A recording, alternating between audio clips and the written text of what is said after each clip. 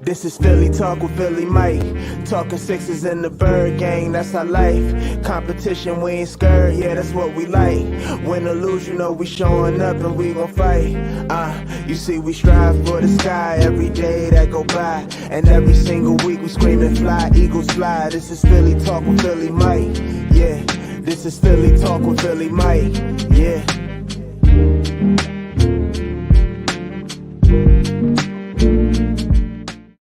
What is going on, everybody? I go by Philly Mike, host of the Philly Talk podcast, but we got something a little different, an NFC East Roundtable podcast, and we were here before the draft. We were here after the draft. I think we even had one in between, but now is where all that talking about what these guys were going to do comes to the table where we start the 2021 NFL season. This was a very weak division last year. We have to be better. There's no such thing as being worse than what we were as a group last year. And how do you guys feel? We'll start with you. How do you feel just the birth of the new season? Yeah, I mean, I'm super excited, man. Excited that we're back doing this. Hopefully we could do this weekly if we could fit it in all of our schedules. Always have fun chopping it up with other NFC's content creators. Appreciate you for having me on the channel. And football's 4 days away. I mean, not for the Giants, but for the Dallas Cowboys, Tampa Bay Buccaneers. So super excited for the start of the season. And, you know, obviously you go in cautiously optimistic the way these teams have performed as of late. But I'm excited football's back, man. Yes, sir. Go ahead, Ed. Yes, sir. You already know it's the real Ed Oliver, not the one from the Bills, but the one that is a real Washington football fan. I see my people in the chat already. I'm hyped, man. I can't wait for even Thursday night. I can't wait for football. I'm excited. So I'm excited to chop it up with y'all, man. NFC East football. You already know what it is. Yeah, man. I'm with y'all. I'm excited. Happy we get to kick the season off. You know what I'm saying? All y'all will be, you know, getting y'all popcorn ready, getting y'all hate ready for the game. And yeah, I'm just excited, man. I'd like to start the season off with a real test. I don't want no gimmies. You know what I'm saying? Let's see exactly what this team is made of, and we can go from there. Yeah, and you guys will be front and center. Nobody playing but you guys. Unfortunate, you guys did lose your all-star right guard, Zach Martin, due to COVID issues. Hopefully, it's just not that big across the league. Hopefully, we're just trying. Today showed me that we all gonna be dealing with it. So just brace yourself. Like, I don't think we all gonna be dealing with it. Yeah, that's true. That's true. So let's just get right into some schedule predictions, because I think there's going to be a lot of, not interruptions, but topics off how we view each other team. And if we talk a little bit before that and do them all, my goodness, we'll be here for a long time. So we're going to start with the defending champions. And like I said, in between there, we'll take our shots if we feel we have something we want to say on why it's like way out of the norm or anything like that. But we'll start with the defending champs, Washington football team's schedule. Let's pull it up and we'll go game by game. I actually will ask the moderator for the Washington football team, the real Ed Oliver, first. But let's start with week 1, the Chargers versus the Washington football team. It is at your house. How do you feel about that game? I'm pretty confident. It's going to be a good game, though. Justin Herbert, Joey Bosa, Keenan Allen, Mike Williams. The Chargers got a good team. They got a good roster. Derwin James is coming back off the injury, so they got a good team. Rashawn Slater versus Chase Young. That's going to be a good matchup. The offensive rookie of the year versus the defensive rookie of the year. So it's going to be a good game. It's going to come down. I think I got us winning that game by like at least one score. It's going to be by a field goal or by a touchdown. Fitz, he just can't turn over the ball. It's going to come down to that. And Antonio Gibson, I think he's going to be the most important piece of that game, because the Chargers' run defense is pretty weak. It was pretty bad last year. So it's going to come down to Antonio Gibson, who's going to be able to run the football, manage the clock, and not turn the ball over. So I got to be on a close game. But Justin Herbert, man, we got to watch out for that guy. He's a good quarterback, so it's going to be a tough game. But at home, I think we take that one. I'm going to say like 21-17. 26-23. We start out 1-0. All right. So we'll just go to the entertainer. What is your take on that game? Yeah, it's a very basically what Ed was saying is more or less what I'm going to say for the Giants in the first game. I think it's very similar that we got to run the ball, establish the run, and I agree with him. For Washington in that game, the Chargers defense is not that good. If you could establish the ground game, obviously you got to worry about Herbert. Herbert to me is probably going to establish himself as a top 10 quarterback this year. Incredibly talented, but if I'm a Chargers fan going into that game, their offensive line last year was horrible, and I'm a big fan of Slater. I wanted the Giants to draft Slater, but he's a rookie. He's a rookie left tackle. And I think he's going to struggle against that Washington front four. So I actually think Washington's going to win a little more convincingly than Ed thinks. The fact that Herbert's in a new system, first game, going on the road, traveling across the country, I like Washington by about a touchdown in that game. I'm going to go like 24-17 Washington. Yeah, and they didn't play their starters in the preseason. Herbert could have a sophomore slump, but I got to take it this one. CFT? I think that game will be closer than you guys think. And I think the biggest difference with the Chargers than last year is they're getting some defensive players back. I'm not mistaken. They're getting James back, which is more so the leader of their defense. You play a lot more confidence when the leader of that side, the side of the ball shows up. And the Chargers might not have a great run defense, but what they do have is usually a decent pass rush because they do got Joey Bosa, if I'm not mistaken. So I think that game's going to be one on the side of if they can get pressure on Fitzpatrick and he throws some balls wildly, you don't want to be throwing wildly with Derwin James roaming back there. You know, 1 or 2 turnovers. Washington's not necessarily the team that can let's just say if they get down by a couple scores, I don't think Fitzpatrick is coming out there flinging. So I'll say it'll be a close game, but I'll give Washington a win. It's just going to be closer than you guys think. Yeah, it's a little tough for the simple fact that Herbert is coming into a new system, even though he did light up the NFL his rookie season. If there's one thing about Fitzpatrick, and I got to say this, I think he starts the season better than he finishes the season. I think the longevity of a season, you would think it wouldn't bother a guy who's been in the league for 17 years. But you've seen him when he was cooking up for the Tampa Bay Buccaneers, when he was cooking up for Miami. And the reason, yes, they put in what's his name, Tua, because they needed to give Tua the ball, but Ryan Fitzpatrick started to kind of show his true colors. Again, early Miami, he was killing it, and that's why there was really no question. Plus, the hip was a factor for Tua. But then he had them games where they were like, should we pull him? Because he's it would be up and down. So I think he has his struggles in the middle to end the season, which is good for me. Yeah, I mean, it's going to be good for me where we got the easy schedule. So I will give the Washington football team a win. It's going to be close, but I think this will be a game where Fitzpatrick can get it done. Hopefully by the time he's playing the Eagles, we can catch 2 dubs on them. Fitzpatrick interceptions, but we'll talk about that later. So everybody Fitz usually balls against y'all though. Yeah, I know. That's why I'm happy we play him at the end of the season. You know what I mean? So right there, everybody gave the Washington football team a W. So we'll move on to a rival division, the Giants. Go ahead, Ed. Let me know. Are you starting out 2-0? Those games are usually close, but I was thinking about I think it's going to be a blowout. I think we're going to beat them by at least 20. I think we owe them one. Yeah, I see you, Taylor, but yeah, I think we owe the Giants one. We haven't beaten Danny Fumbles yet, and this is going to be our first one against Danny Fumbles. Let me ask you a question. Time. If you blow them out, how? Is it more? Is it through the air, or is it just going to be a whole lot of defensive turnovers? What do you think? I think it's going to be turnovers. I was looking at the offensive line. Andrew Thomas is almost Eric Flowers Jr. out there in the preseason, so I see that happening. Chase Young versus Andrew Thomas. I love that matchup, but I think we just own because.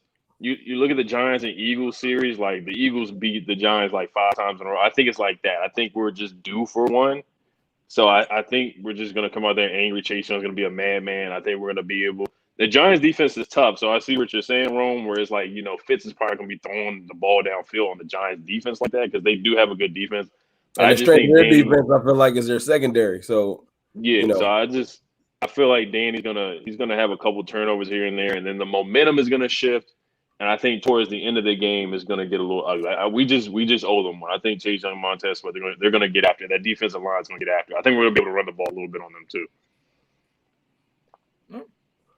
All right, go ahead. Defend your team, Chris. Hey, no. I'm going to tell you right now. I'm going to have a splitting with Washington. I'm going to have a splitting with Dallas this year. So The first game, it's at home. It's in Washington. I expect Washington to win.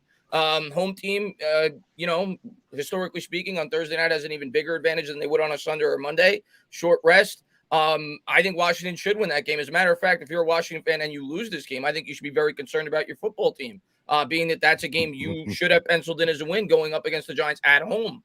And it's on Thursday night. So, but I definitely think it's going to be much closer than what Ed said. I think our defense keeps Fitzpatrick. There's no way. And again, if Jones has fumbling issues or turnover issues, well, then all bets are off. But if Jones could manage the game like he did the whole second half of last year, don't turn the football over. And that's kind of my mantra with the Giants this year going in the first two games. After that, I think the schedule opens up a bit and you get to fling the rock. But with his lack of chemistry with Golladay, Barkley not playing so much in the preseason, Tony, so on and so forth, I think the Giants have to rely on that defense the first two games going up against two very good defenses and run the ball as much as possible. I do think the Giants will keep it close, though. I think Washington will win. I'll go somewhere along the lines of 21-16. I'll say Washington wins by about 5 points Thursday night. All right. Real quick, let's get these super chats out the way. Shout out to Asia Robinson, one of the coolest Giants fans I know. What up, Philly Mike? Can't wait for the first game with the Giants and Eagles. By the way, a good game on your Phillies and Mets victory today. And I just wanted to say what's up to Chris. What's going on, Asia? Yeah, Mets got to win. So we're still 3.5 back, but hopefully we can keep winning baseball games and sneak into the that's playoffs. A bad division. The Braves, the Mets, and the Phillies, we're all going to be trying to look at the end, just going down. It's like the NFC East last year, you know what I mean? Shout out to Cruzon26 with the $2 super chat. He said, didn't Thomas shut down Young twice? Thomas did a good job on Young last year. Thomas did a good job. The one that was in DC, he was getting double teamed and triple teamed. Thomas did do a decent job. The second game, I can't remember who played you guys in New York first or second, but the one where you guys won by 1 point, Chase Young forced the interception on Danny Fumbles. So he threw it up. He just threw it up in the air because he was scared because Chase Young was in his face. So I wouldn't say Andrew Thomas shut him down twice. And you know better, Cruzen. You know better. He did a good job. He did a good job against. I respect Chase Young. Andrew Thomas did a damn good job against Chase Young. Yeah, he did okay. We'll see how he does this year. Right. And shout out to Angry Joker with the $5 super chat. He said, I say the Washington football team will be last. Giants, Cowboys, and Eagles will win the division. And it's a green super chat. Let's go. CFT, Giants, Washington. Who you got? Week 2. I got a caveat too before I answer that. Chase Young not gonna have a big game versus the Chargers. I've seen that movie in college, and Rashawn Slater shut him down. That's college though. No, that's a fact, but I've seen that's a good call. Slater. I've seen that movie. That was his. In that movie, he shut him down. I remember when we were doing before the draft, when I was studying Slater, and I remember him shutting down Chase Young. That was one of his biggest points. So I might. You flip it and taking it back? For week. Yeah, no, that's an L week 1. Now this game, I'm just telling you, I've seen it. I've seen that movie. Yeah, but you got to think about Montez Sweat. He's nothing but a better athlete now. I've seen that. He's been shutting down Joey Bosa too. And Chase Young, that's one of y'all weapons. He shut them down. He gonna shut the whole defense's confidence down. Slater's a little banged up, but yeah. But for this week, it's on two people. It's Daniel Jones versus Fitzpatrick. Y'all teams are very similar. Y'all not running the ball on them because Blake Martinez is a tackling machine. So I don't think that's gonna happen. I feel like it's gonna be who's going to play better. And it's literally a flip of the coin because I don't got a lot of faith in Daniel Jones, and I definitely don't got a lot of faith in Fitzpatrick. Who's at home? Washington. I'm going to roll with that. Yeah, because you guys are at home. So you agree with me, a split in the series. You're going to take the Giants when it's in New York. But it's going to be close, man. Look, if Fitzpatrick come out, he better just be on point because he's not playing a weak defense. Y'all defense not weak. I'm not going to say that. You know, I ain't saying it's all world like the Ravens or nothing, but it's not weak. So Fitzpatrick better be on his A game, and Daniel Jones better be on his A game. And whoever flinch between those two, that's who's going to lose. Yeah, whoever turns the ball over more is going to lose that game. I agree with that. Y'all do have Saquon back, though, so good luck, Washington. How healthy is Saquon coming into the season? That I don't know. This is just me speculating. I think he's 100%. But Joe Judge comes from the Belichick school of thought. We know Belichick doesn't he's not the type of guy that wants to be very forthcoming with information about his players. You see the highlights of Barkley. He looks like he's 100%. He's cutting. Hasn't played in any preseason games, though. But my guess would be they're going to ease him back. I don't think he's going to let him take a hit. You ain't let nobody take no hit that you worried about. So yeah, exactly. I think he's fine. You don't even put him out there if you worried about him. You don't let him take no hits. Yeah, I think he'll get maybe like 12 touches, 13 touches first game. And then by the time Washington game comes around, I think he's going to be close to what he's supposed to be getting all year. Yeah, so for this game, I think, again, I'm going to keep on that same mantra, that talking point. Fitz is better in the beginning of the season. I feel like beating the Chargers, they have 2 games at home. They're going to handle the Giants, who I think, their defense, they got a lot of upgrades, but it's all going to be a lot of newness when it's the fixing the offensive line. Saquon Barkley coming back, Kenny Golladay trying to get invested into the offense. So I'm going to give Washington a 2-0 start, but don't get too happy, Mr. Ed Oliver, because you got a rough patch coming up. You got a real rough patch coming up. So it gets real. The 2-0 Washington football team go into Buffalo. What do you got, Ed? Yeah, that's I'm gonna be realistic. I'm not gonna be the homer guy, but the Bills got a good team. Stephon Diggs, Josh Allen. They're a good team, and the Bills got better. They got Cole Beasley if he's gonna be available. The vaccination thing. They got some, and their defense is good too. So that's gonna be an L right there. I think it's at Buffalo. So yeah, yes. that's 2-1 right there. Chris? Yeah, I'm in agreement with you on that. I the one thing I will say, I could see. And I love Josh Allen. He's one of my favorite quarterbacks in the league. But to me, sometimes he makes dumb decisions. And the fact that you guys have as good of a pass rush as you do, I could see Josh Allen making a couple of turnovers in that game, and you guys having a better chance than some people may think. But, yeah, I mean, looking at that game, I think Buffalo is one of the top 4 or 5 teams in the league, and they're at home. There's no way anybody rational could be picking Washington to win that game going into the season. So I got Buffalo. Yeah. I'll go ahead and co-sign. I think I think they'll drop that game. Mainly because I don't think that they'll be able to keep Buffalo out the end zone as much as the other teams. I feel like they got enough firepower that they'll be able to score a little bit, maybe like high 20s, maybe not like 35 or nothing like that, but I think it'll be like 27, 28, and Washington will probably be like 17 or something like that.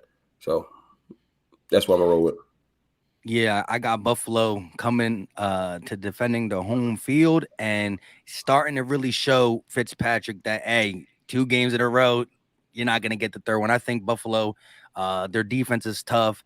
I think their offense is just getting started. They really got something going last year with adding Diggs to the offense, letting Josh Allen sling it. I hope they start running the ball a little bit more because I do trust Singletary and Zach Moss. Last year, there were games where they ran the ball like less than Doug Peterson. I mean, they were the one team that made the Eagles look like, wow, we run the ball less than you. And I think if they get more of a balanced attack, I do like their offensive coordinator, Dayball. I thought he was going to get a head coaching job. So I got the Bills really, letting Washington know that, hey, you're 2-0, you're undefeated, stops now. And I give the W to Buffalo, a nice one. So after 2 home games, they got now back-to-back road games. They're going to go to ATL. Ed, what's happening? I say we take care of the Falcons. The Falcons are dangerous, though. Matt Ryan is a good quarterback. Ridley is a good wide receiver. Kyle Pitts. They got their roster is sneaky. I think a lot of the national media, a lot of people are sleeping on the Falcons. I think they're a sleeper team that could win more than 7 games. I wouldn't go as far as like 9 or 10, but they got weapons. Like Matt Ryan is still a top 15 quarterback in the NFL. Defensively is their weakness. Like they were one of the worst defensive teams. Dan Quinn their defense was terrible last year in Atlanta. So that's their Achilles heel right there. But I got us getting the dub right there. I wouldn't be surprised either way. I'm not just gonna say I wouldn't sleep on the Falcons. I'm gonna say that, but I think we get a dub in that one. Real quick before Chris goes, Angry Joker with the $2 super chat. He said Hurt/Smith will have 15 touchdowns by week 6. Whew. That is a nice take right there. My man say they gonna have a hey. Wow. I've been I've been low key drafting Devontae late in the 9th and 10th round. Hey, I hate the Eagles, and I drafted Devontae Smith. Because look, let's be honest. If the ball's not going to our tight end, he might get a lot of targets. So we'll go there. But Chris, ATL, what happened? Yeah, I'm going to disagree with Ed. I'm sleeping on Atlanta. I am not a fan of Atlanta this year. I think their defense is trash. Kyle Pitts is definitely a guy that could pose a mismatch, no doubt about it. He's a rookie, though. Historically speaking, you look at TJ Hawkinson, he kind of struggled in his first year. I could see Pitts being great. But regardless, Matt Ryan's still an average starting quarterback in the NFL. But the fact that it's in Atlanta, I could see the offense putting up a decent amount of points against that Washington defense. Maybe they keep it to within 7.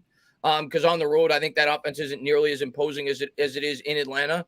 But yeah, I'm not a fan of Atlanta this year. I think they're going to have a top 5 or 6 pick. And I like Washington to beat them on the road by about a touchdown. Okay. I'm thinking it's the classic, offense versus defense battle. And Atlanta do got a lot of weapons, Low key offense has been winning that battle. Well, not Super Bowl. Super Bowl was the opposite. Winning. That game will be decided first quarter. If Atlanta starts fast, they'll be in it. If they shut Atlanta down, they probably can put their foot on their neck. But I'm going to give, because right now I got on my tally I got Washington at 1 and 2.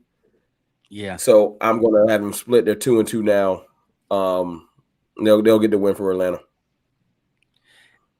I'm going to do this, and I do think right now Washington is a better football team. If you look at top to bottom roster and all that, I think so. But I think I think Fitz is going to have 2 magical games, the first 2 against the Chargers and the Giants at home. And then once he struggles on Buffalo, it's going to really eke in. And I think he's going to have one of them Fitz tragic games where you start thinking, coming home to New Orleans, should we keep him? Tyler Heineke, what's going on? So I think they do a quarterback switch first 5 weeks. It's a bad season. They start thinking about that. Next, you see Ed Oliver's title. Should we bench Fitzpatrick in one of these videos? No, I'm just kidding. I wouldn't say should we. I actually like Heineke a little bit. So, but so I low key got the Falcons pulling the upset because you guys. I don't know if you'll be favored by a lot because they are home and they are a better team at home. But I still think, if you're favored by 2.5, that's a lot because normally the road team being favored shows something's wrong with the home team. So I think ATL is going to pull out that sleeper dub. And so I have you at 2 and 2 now as well. I'm going to agree with you on that, by the way. If you are right on your prediction, there is going to be a quarterback controversy in Washington because I think he's going to struggle against Buffalo in Buffalo. If he loses to Atlanta, I think people are going to be calling for his job. It's on. Yeah. Buffalo. If he looks bad against Buffalo, it wouldn't be terrible because that's not a game we're expected to win. But if he looks bad against the Falcons or the Giants, then the leash is getting short. Well, and also because you're not going to be super invested in Fitzpatrick. If anything, if you realize early he's not the guy, you still want to see what Heineke is because he did show you some promise last year, whether it's a small sample size. But guess what? The only way the sample size gets bigger is if he plays. Now, the coaches have their eye on him in practice and stuff, and they're giving a nod to Fitzpatrick. But Fitzpatrick's leash should be short because there's even if he's good, you're not like, hey, you're doing so good, let's give you an extension for 2-3 years. Is he really going to stick around that long? I mean, I know quarterbacks are playing super long nowadays, but it's not like Fitzpatrick is going to audition for a 3-year extension. You know what I mean? So your next obstacle is getting in your quarterback of the future, whether it's trade, a draft piece, Tyler Heineke. This is a bridge quarterback. So there's no loyalty to say, dang, he's struggling. Well, if he's struggling, let's get him out of there. You know what I mean? Oh yeah. A lot of quarterbacks look good yesterday in college. So we got some good guys to pick from in the draft next year. See, your monorail quarterback. Where your confidence at? Your monorail quarterback. You cannot sit here. Like I said, I'm not a homer. I'm gonna be honest with Fitzpatrick. I cannot trust him. I sent you the thing with Mike Greenberg where he was spitting facts where he was top 5 QBR, The completion percentage, #1 under pressure last year. He was 4-3 as a start. Fitz has been good the past 2 years. As soon as you send me something from ESPN, I tune out. I'm not. That's the most narrative driven. No, I'm cool. I will say this in defensive ed though, like from my perspective, my quarterback's young. Like he knows Fitzpatrick's a stopgap. Like he's a 1-year guy. So if I was a Washington fan, I'd already be looking at the draft too. Because I think Ed, you probably thought there was a high possibility you could have been drafting a quarterback this year. So you got to think if there's a quarterback there for you guys next year, you're going to be taking him. Yeah, I mean, when I watched Justin Fields, I know it's preseason, but we had a chance to trade up for Justin Fields. And I'm like, man, looking at some of these guys play, I mean, all the young quarterbacks look good in preseason. It's preseason, but a lot of the young quarterbacks look good so far. Herbert. I don't care how good Chase Young is. Y'all should have took Herbert. That's a tough conversation. It is. It's hard to say no to Herbert. I'm happy we got Chase Young.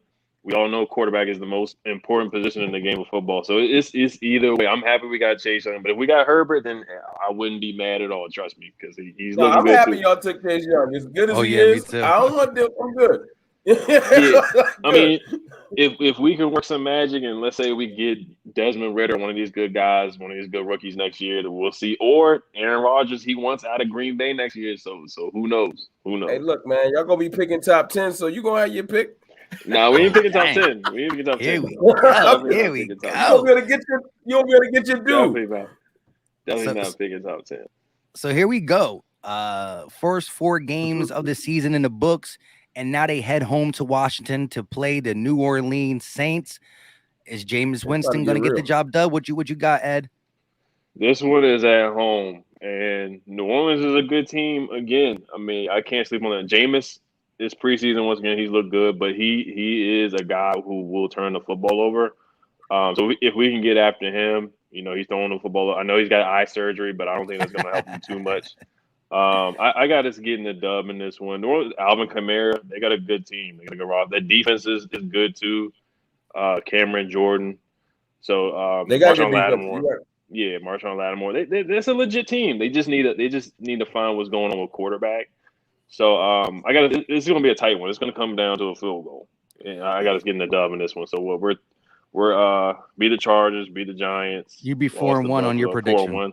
Yeah, 4-1. 4-1 right now. Real quick, then after that, it gets a little tough.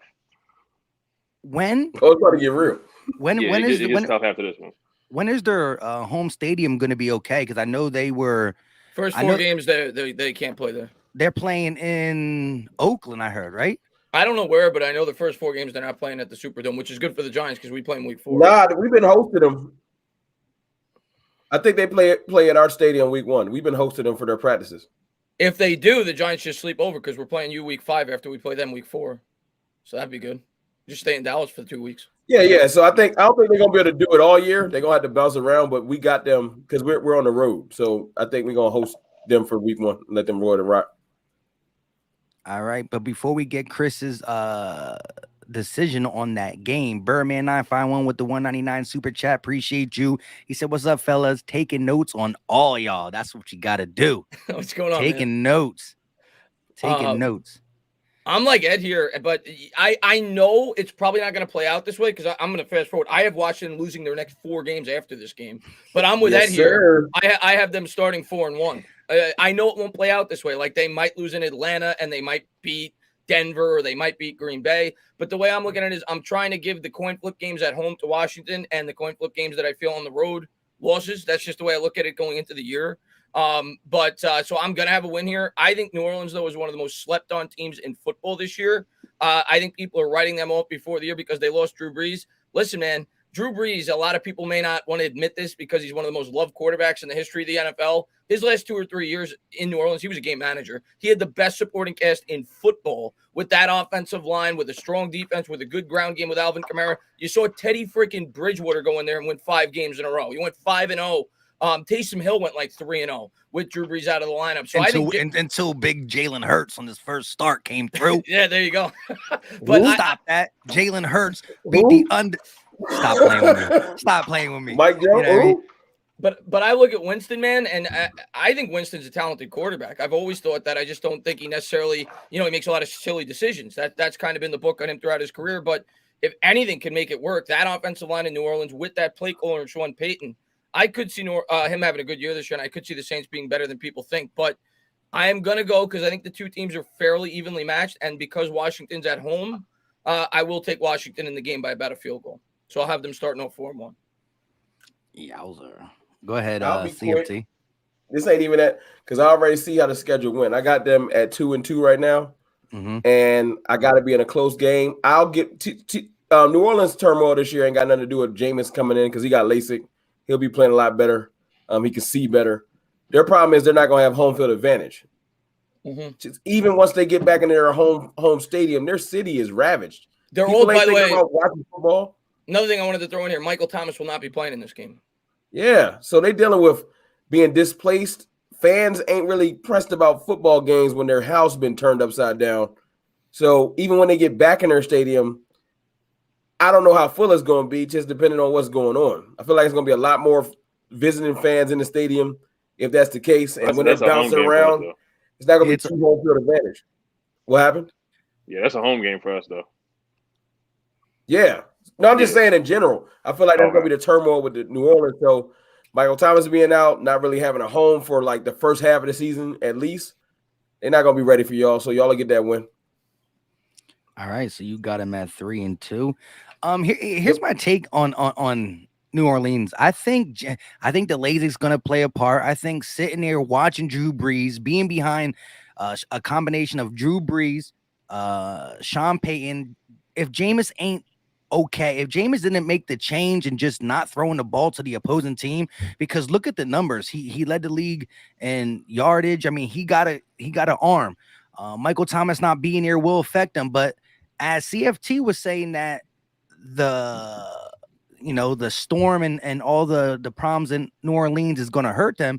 Hey, they're a team that could rally behind that. You know what I mean? Katrina, didn't they win a Super Bowl or, stuff like that? So who knows how it inspires them? It is still in Washington.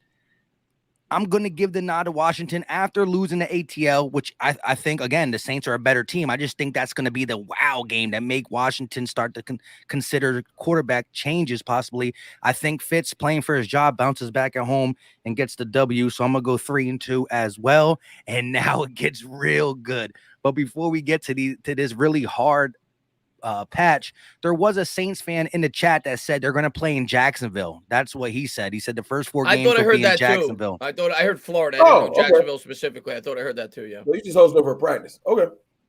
And shout out to Nicholas 02 with the 199 super chat. He said, honestly, why are people sleeping on the Eagles, guys? That's what I'm talking about. Like, listen, don't worry. The season is going to wake people up. I just can't wait till the season comes. And where you hiding? With the $5 super chat, appreciate you. He said, where you're hiding, y'all. Out of all of my 4 guys here, which team is most likely to beat the Kansas City and why? Ooh, we all got KC, and I will go. Don't worry, we'll get to that. I'm gonna go. I'm gonna be honest here. The Giants are on the road, so I'm not picking them. Arrowhead is very tough to play in. I actually think, and I'm not picking them, but I think Washington has the best chance because of their pass rush, because of the questionable offensive line for the Chiefs. They've got a lot of new parts there. None of us are beating them, in my opinion. But if there was one team, because they're at home and because of their strength on their defense, you saw what the pass rush did to Pat Mahomes in that offense in the Super Bowl. Washington has arguably the best pass rush in football. I would say Washington has the best chance, but I'm not picking them. Well, let me just say this. There's a big difference, though. That pass rush in the Super Bowl, they had those athletic linebackers that could run. Washington has athletic linebackers, but they are not covering Kelsey like that. Bostic is not covering Kelsey. Like I said, I got the Chiefs by 14 points. James Smith definitely on guard. Look, I think David Davis is not covering Kelsey. He ain't ready for that. Yeah, and Jalen Smith's definitely going to be covering those guys. I got the Chiefs really putting them. Jalen Smith don't start for us no more. Oh, dang. Y'all about to cut him, right? We should. Don't tell J-Tuck We don't need him. He's our 5th linebacker now. So he can probably come start for y'all, though. No, I don't see him starting on any team in the NFL anymore, to be honest. Yeah, it's going to be hard to beat KC. Hey, look, but he made his money. He's not my problem. I bet you Michael Parsons is better than all your linebackers right now. It's debatable. I think Jalen's better, but Micah's legit though. I'll give him his credit. So you can make all the Jalen jokes you want. My starting linebacker is Micah Parsons. Hey, well, we'll see how it helps the whole defense for Dallas. You know what I mean? And Dan Quinn's specialty. But yeah, it's hard. I would just say this though. You know, we got the Chiefs early in the season, so if they do have offensive line problems, it'll be there. It'll be at home. Big Red might be like, you know, I'm back in Philly. I might let off the gas a little bit, and we slip. No, I'm just kidding. But let's get to that. So, Kansas City, Washington, Ed, win-loss. Yeah, being realistic, that's a loss right there. At home too for you guys. Yeah, it's at home. I think it'll be closer than what people would think. I think the spread will probably be like 7. Just because of Patty Mahomes. Like ours is this week. With the Bucs and then the Cowboys. The spread's gonna be 7. I think it's gonna be a little closer. It's gonna be a 1-score game. It's not gonna be a blowout. But we're gonna keep it close. But I don't see it as being Pat Mahomes and Tyreek Hill and all those guys. They're just a better roster. Their defense is okay. They're not world beaters on defense, but yeah, I got KC winning that one. So we're 4-2, and then we got Green Bay. So this is the gauntlet a little bit right here. Denver's gonna eat up, but you know I got us going 4-2 right here. Yeah, I mean I'm with you. I'll save it for all the other teams too. I'm not picking anybody in our division to beat Kansas City. Kansas City is arguably the best team in football. Like I said, if there's one team in our division that matches up best, especially because they're playing them at home, it probably is Washington, because I view the biggest weakness on that team is their offensive line. I know that they brought in a lot of new pieces, but they're starting a rookie 6th-round pick. They still have that's still a questionable offensive line for me. So maybe if Washington creates some turnovers, they could keep it close, but I got Kansas City by about 10 points. I'll go 31-21 Chiefs, something like that. All right. And go ahead, CFT. Yeah, they're gonna be 3-3. We don't even gotta get that deep into it. Yeah, just, you know, on these ones, just like, do you need an explanation, Chiefs? You know what I mean? 40 burger. It's all good. It ain't that. It's just, look, man. At the end of the day, it's the quarterback driven league. They're sweeping these. Ryan Fitzpatrick ain't outplaying Patrick Mahomes. Yeah, just say that. They're not sweeping us. It's cool though. They're gonna beat y'all. They're gonna run up the score on the Cowboys. We gonna get to my schedule, but you're not gonna get me to co-sign that. Listen, yo, they're gonna run up the score on the Cowboys. I can't wait to see what CFT got to say about his schedule. I just can't wait. Let's jump to the Cowboys after this. I can't wait. You know I'm coming out spicy. It's all good. I see Tyreek Hill getting 200-something yards receiving in that game against the Cowboys. It's gonna be a fun game to watch. Sure you do. All right, so that's pretty good. So right now we got 4-2, 4-2, 4-2 for Ed, 4-2 for Chris, 3-3 for both me and CFT. I'm not gonna talk about it much. I got the Chiefs winning that game, and now they got to travel to Lambeau. What is your prediction, Ed? This is the gauntlet you were talking about. Yeah, Green Bay. That's going to be a tough one. I got us losing that one against Aaron Rodgers. Mr. Jeopardy discount, double check.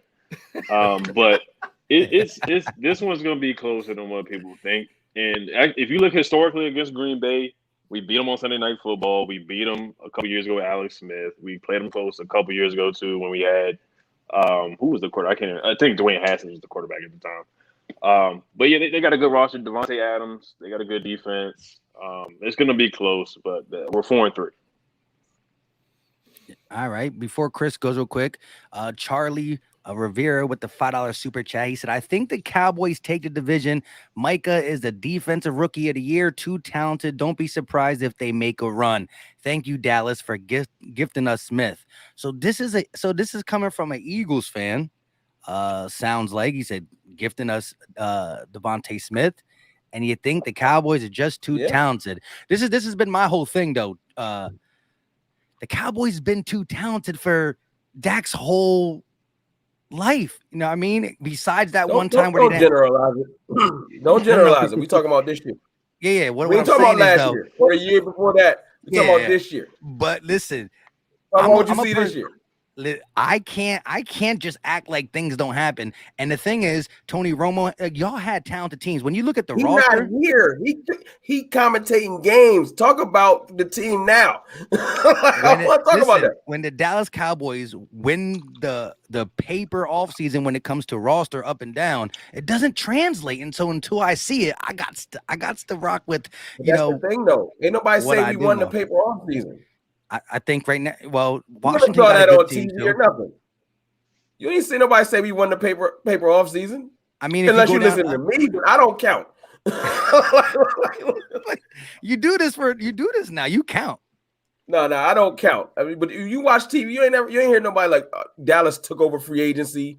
Now that's other teams that won the paper off season. But this is what they're saying. If Dak is healthy, you got the commentators on TV trying to push the Super Bowl narrative again. Who said Dak is healthy? It's the opposite. On TV, they said Dak's arm's about to fall off and he's in a wheelchair. Like, you're not gonna flip it on me right now because I watch TV too. Every time I turn on TV, there's like he's gonna be hurt all year. His arm ain't right.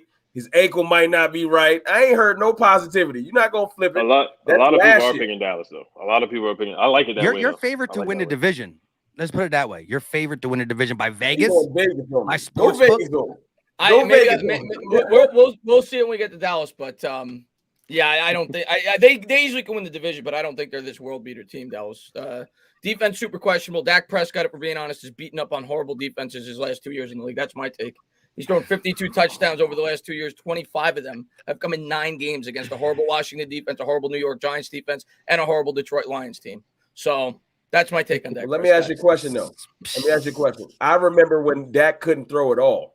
The goalpost has moved. It was he can't throw. No, he's a good quarterback. He's a good quarterback. All right, he can throw, but he can't throw against these teams. The goalpost moves, and it's cool. It's cool. I'll let you know with that. We'll see. The goalpost is moved. I paid attention. A lot of people say he can't throw at all. He shouldn't even be in this league. I mean, well, he could throw. It's just he can't throw versus top tier defense. Like the goalpost gonna keep moving. That's fine. We'll see. All right. So Green Bay, Chris. Ed says that his team lost to Green Bay at Lambeau. What do you got? Ed and me we're in sync so far. We got the same record, the same outcomes for all the first 7 games. They're not going to Lambeau and beating Aaron Rodgers. Aaron Rodgers still legit. Don't got to speak much on that. Packers by about 7 or 10 points. CFT 3-4 because, and this is when the controversy you was waiting for. This is when it's going. Because this is what's going to happen. They're going to be 3-4. They're going to say if Fitzpatrick cannot beat Denver, do we need to make a change? They're going to let him rock. And if he loses to Denver and go 3-5, it's a wrap. That's the perfect time to do it because of the bye week also. Yep. There we go. So and then they got Tampa, and they're going to crush. We did good against, and Heineke lit up Tampa Bay. So if he plays that game, we'll see what happens. Hey, man, throw him in there. Throw him in there. He got the bye week. That's an extra week. You're only going against the Super Bowl. Y'all gonna smack the Super Bowl champs. Hey, they were the closest. That's what he's gonna hold on to. That Heineke was the closest to beat them throughout the Super Bowl. Y'all love to tell the Cowboys close ain't good enough. That's true. So I want to hear. I got the Packers winning too. Now this is going to be that game. I think this game is big too, and I think the Broncos are going to be a little bit better than people think. Drew Lock was so trash last year. They're getting Cortland Sutton back. They got a nice trio of rookies. I think Jerry Jeudy takes the next step. And again, Teddy Bridgewater he's manageable. He's probably the 22nd best quarterback, 21st best quarterback, maybe an inch above Daniel Jones. I don't like Teddy Bridgewater. I think he's overrated, but we'll talk more about that. All right. So, but go ahead. Overrated. I agree with you.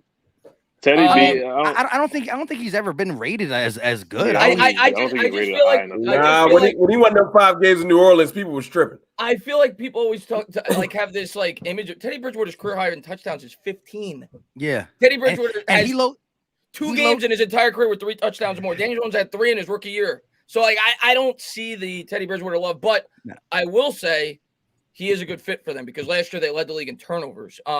He's a guy that won't turn over as much as Locke. So I see what Denver was doing there, but he's not a guy that instills any fear in my heart. Teddy Bridgewater like cornbread. Like everybody like cornbread. Like it's not. He don't do nothing though. He's just around. Yeah, he's just around. He don't. You're right. 15 touchdowns. Like come on. Like no. That's his career high. He low key made. They're gonna play ball control. It's gonna be ball control, and when they can't win with ball control, they're gonna lose. It is what it is.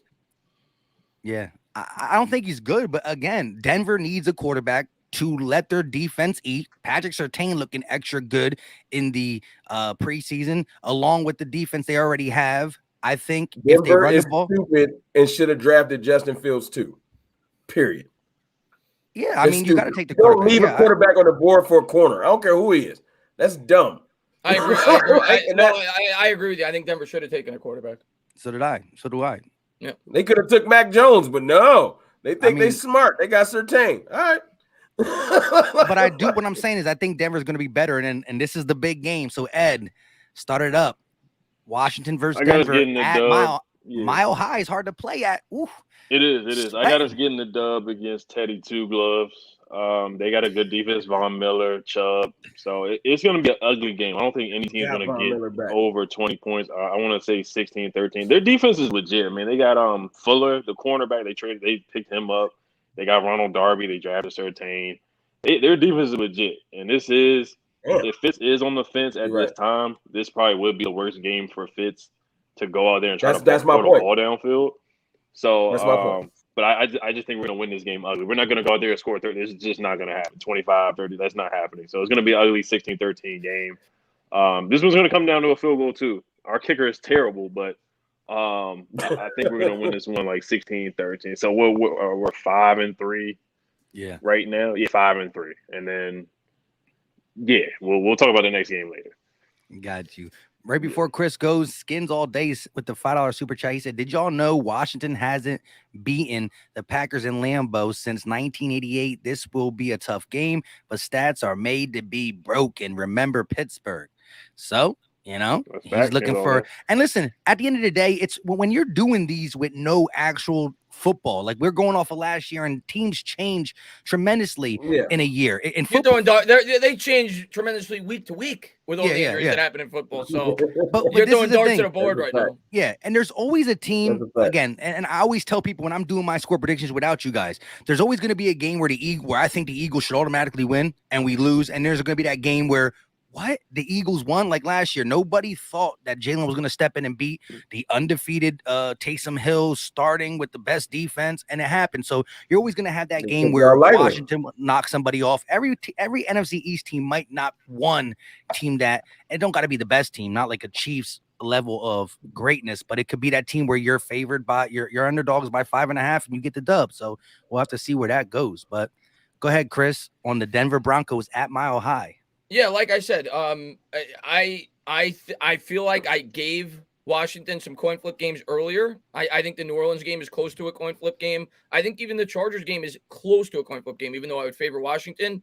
This is a game I view as a coin flip game, but because it's on the road, it's going against Denver. If I'm just picking wins and losses, I'm picking Denver. I think Mile High is a tough place to play. If it was in Washington, much like the fact that Denver's playing in New York, I'm going to pick the Giants week one because the Giants are at home. But I think Mile High is a tremendous home field advantage.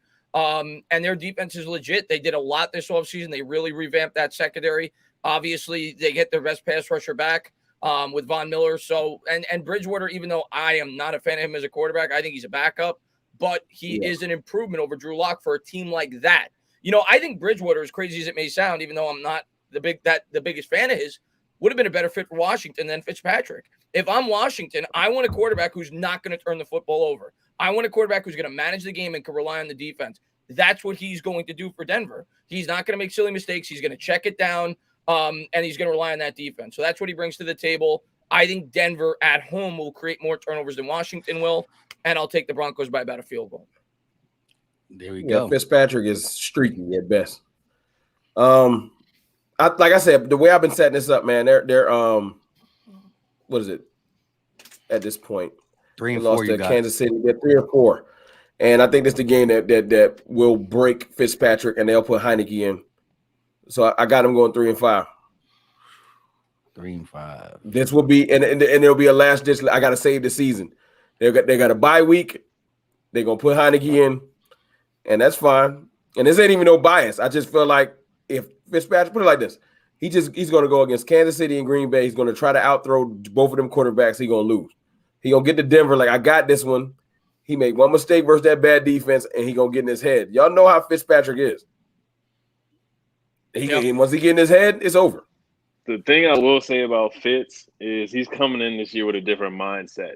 I think he's going to come in with a game manager mindset too. I know it sounds crazy, but it's wrong. 17 years in, he about to flip a switch.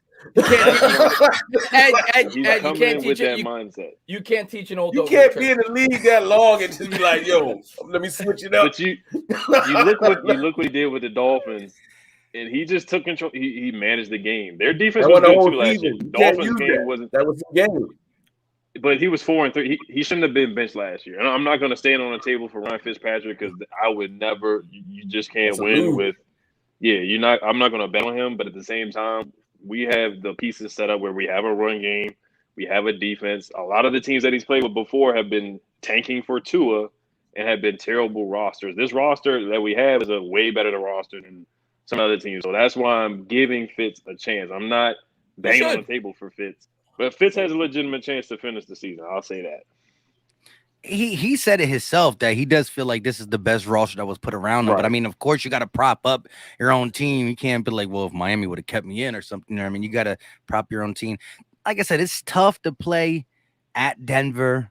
You know, the team is. I don't know how the team's going to be feeling. They're going to come off 2 losses to the Chiefs and the Packers, 2 really good teams.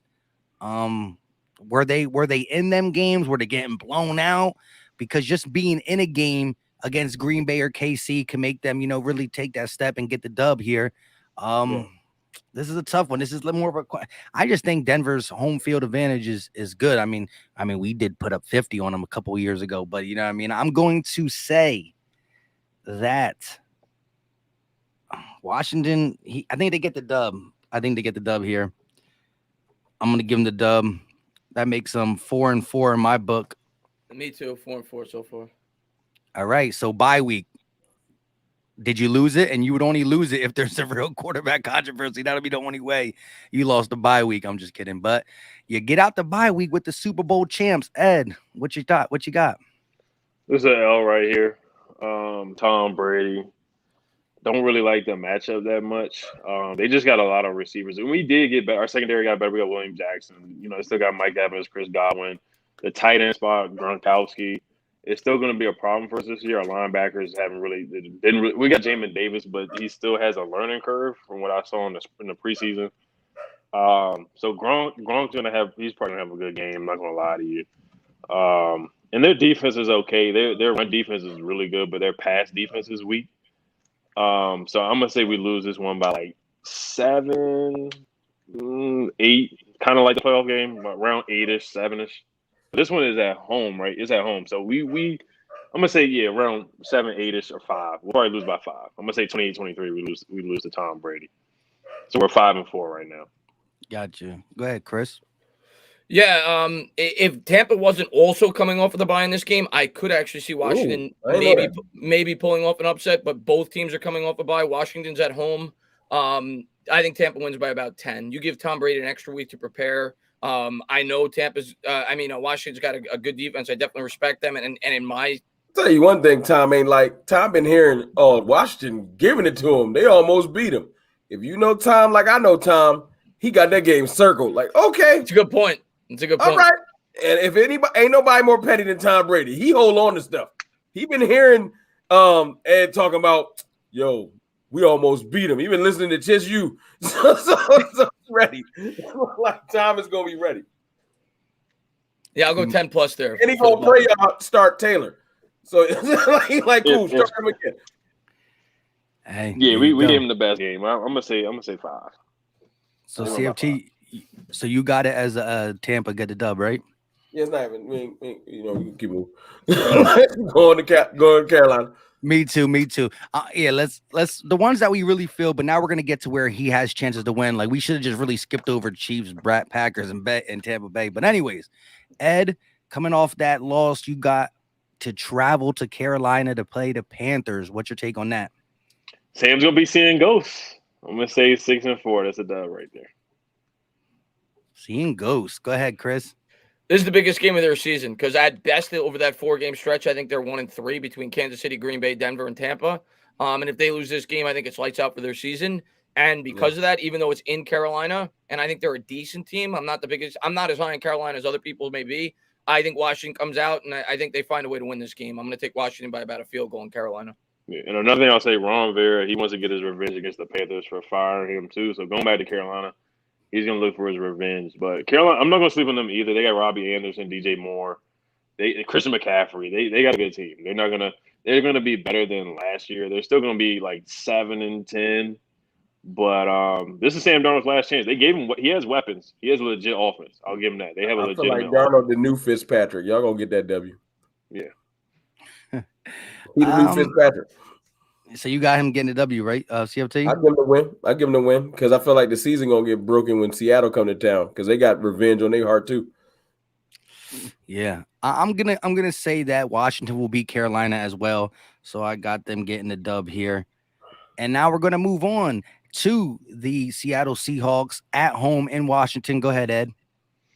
This one is really hard because Russ.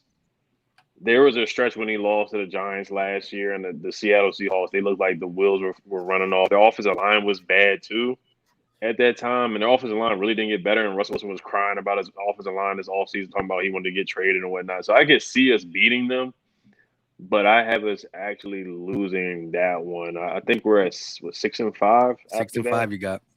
Yeah, 6-5. With that loss, you're 6-5? Yeah, I think I want to see it. We're 6-5. So that one can go either way. Because if his offensive line didn't get better, like he's been complaining, then Chase Young and them boys are gonna get after him. But I just think Russell Wilson is gonna make like a crazy throw. Yeah, it's a Monday night game. I think he's gonna make a crazy back-breaking throw to like DK Metcalf or something, or Lockett or something like at the end, and they're gonna win by like a one. He's good for that.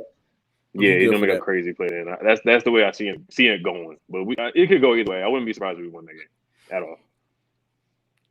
What do I got them at right now? What's my record for them right now? 5-5. You got them at, Chris. I'm gonna disagree with that on this one. I'm actually giving Washington a win. I'm gonna get them to 6-5 here. I saw as a Giants fan firsthand last year. Seattle's offensive line is not very good. I'm looking at that pass rush for Washington, and because they're at home, if it's in Seattle, I'm taking Seattle. But the fact that it's in Washington, I'm not a big fan of Seattle. I love Russell Wilson, but outside of him, I don't think they have that good of a football team. And I think Washington's going to get this win. I got them at 6-5, so I'm even with Ed. CFT? Yeah. No, I got them getting the loss here. They'll be 4-6. No, you have them at 4-7 now. Yep. I got them taking a loss here too. Look,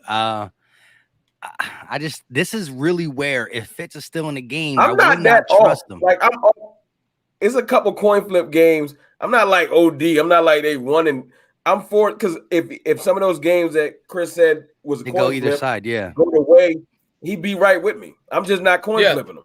Oh, I could easily see Seattle winning this game, and they're close games. Well, I got the Washington football team right now as we speak at 5-6, so they're still under 500. You know, Eagles probably as of now, they got the first place schedule. That's what happens when you win. That's been my biggest point. We ain't had no preamble because that was what I was gonna say.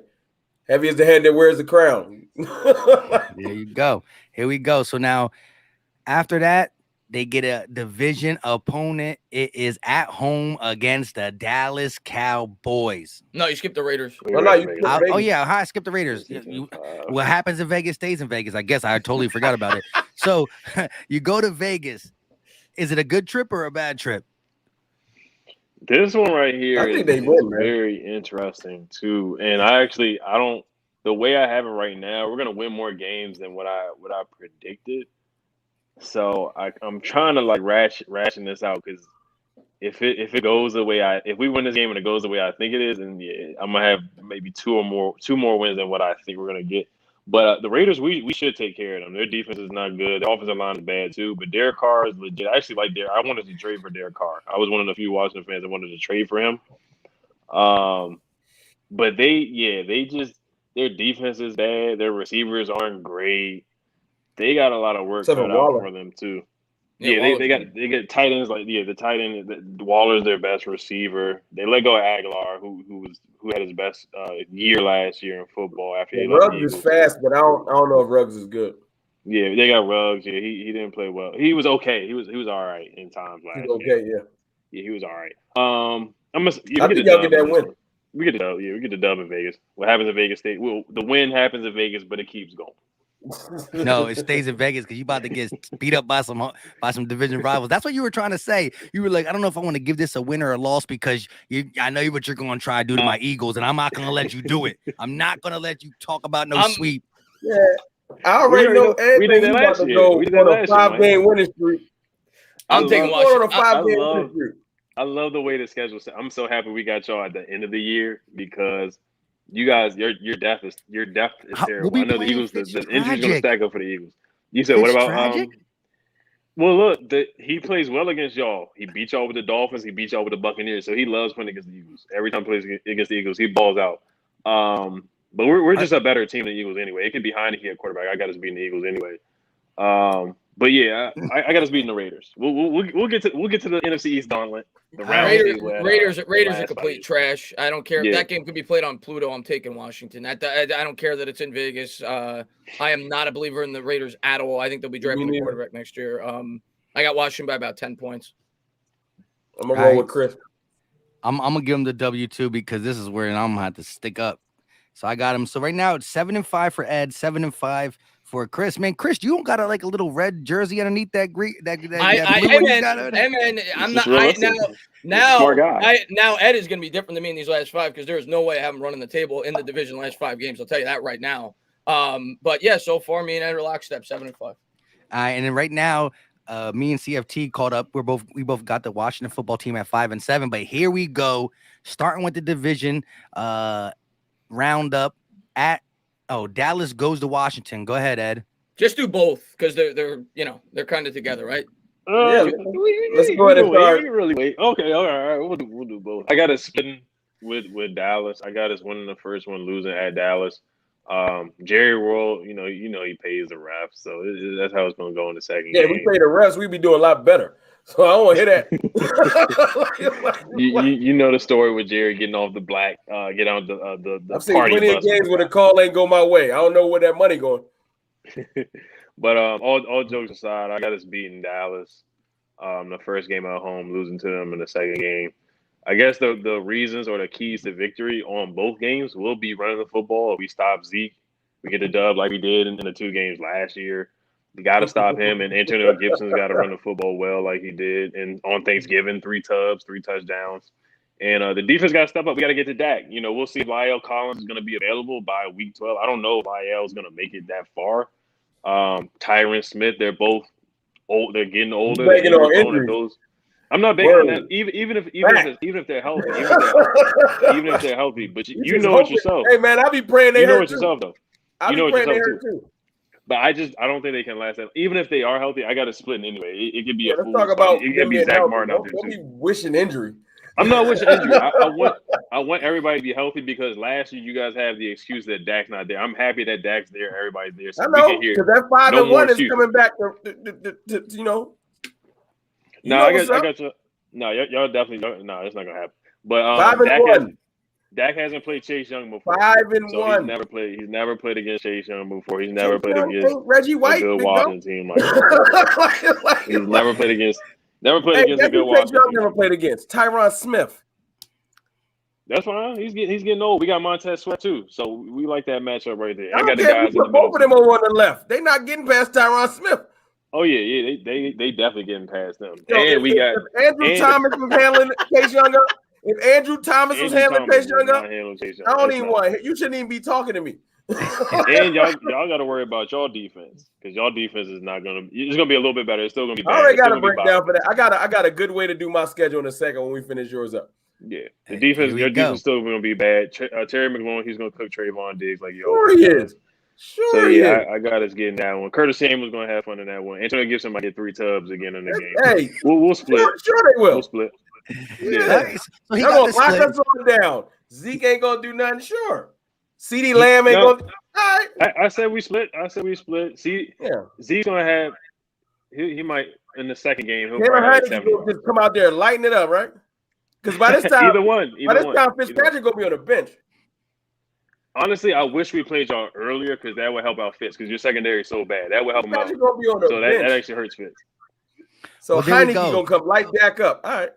Any quarterback would like the Cowboy defense up. Dak don't play defense. Will. That's the thing. Hey! Fun fact, guys. Fun fact.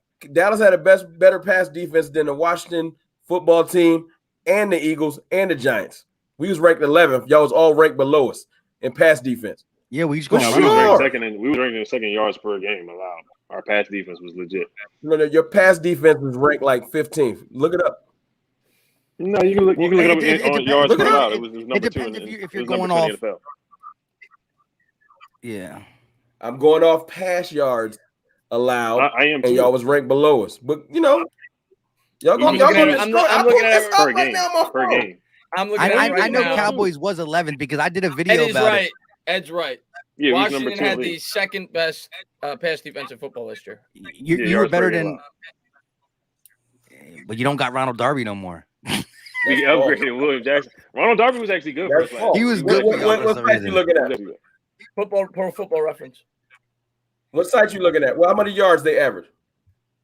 They gave up. I just remember. I'm looking at it right now. They gave up just over 3,000 yards passing last year. Yeah, we were top 5 in points per game allowed. We were top 5 in sacks. I'm not talking about points per game. I'm talking about pass defense. Because you talking like y'all the Ravens and y'all not. So our defense all right, is look, legit. but look, 6 teams dropped 30 on you last year. He does. Detroit dropped 30 on you last year. Y'all not the Ravens, bro. That was in the beginning of the year. We got better. You saw what we did to Pittsburgh. You saw what we did. Y'all not the Ravens, bro. We saw what we did to y'all. I thought you did Andy Dalton. Splitting is not bad. Daniel Jones, I guess. Jalen Hurts. No. Ben Roethlisberger. Yo, 5-1. That's fine. Like I said, he's never played against Chase Young. He hasn't played against William Jackson. He hasn't played against the guys that we got now. That's all. You can beat up on Kirk Cousins. Yeah, and y'all not going to be playing against our line with everybody on the bench. What'd you say? Our whole line was on the bench. Dak was on the bench. I'm telling you. All right, so that defense is still suspect. That's fine. Defense is still suspect. Ed has it as a split. Chris, real quick, what do you have it as? Bubba Katz, I don't even know what I said. I just sat back. He said, this Giants dude is why I can't even respect the town. I don't know what I said. I just said that they have the second best defense last year, statistically. But I am gonna go. I am gonna go split. I'm gonna tell you right now. I'm gonna go split. I'm gonna go all 3 teams I have splitting: the Giants, Washington, and Dallas when they play each other. So I'm gonna go split. I think both teams are complete opposites. I think Washington's strength is the defense. Dallas' strength is the offense. And I'll have each team winning at home. I think they're all 3 teams are very tight for me. So I'm gonna have all 3 of them split. All right. So and then CFT, because the thing was, you were arguing a point like I thought you thought Ed said he swept you, but he gave it a split. What do you got on the 2 games? Split or Dallas sweep? Nah, man. Like I said, man, it's like how you guys feel versus the Giants. I know how y'all feel. I know the beef. The real beef in the division has always been between us and Washington. And until they can show me that they can beat Dak Prescott, I don't want to hear it. They beat up on an injured up Cowboys team, and I'm not giving you no pass until you beat my team at full strength. So we going to sweep y'all. Period. It's not happening, especially with Mike McCarthy coaching the team and that defense. That's not happening. Sure, because Ron Rivera won a Super Bowl. He didn't have Aaron Rodgers.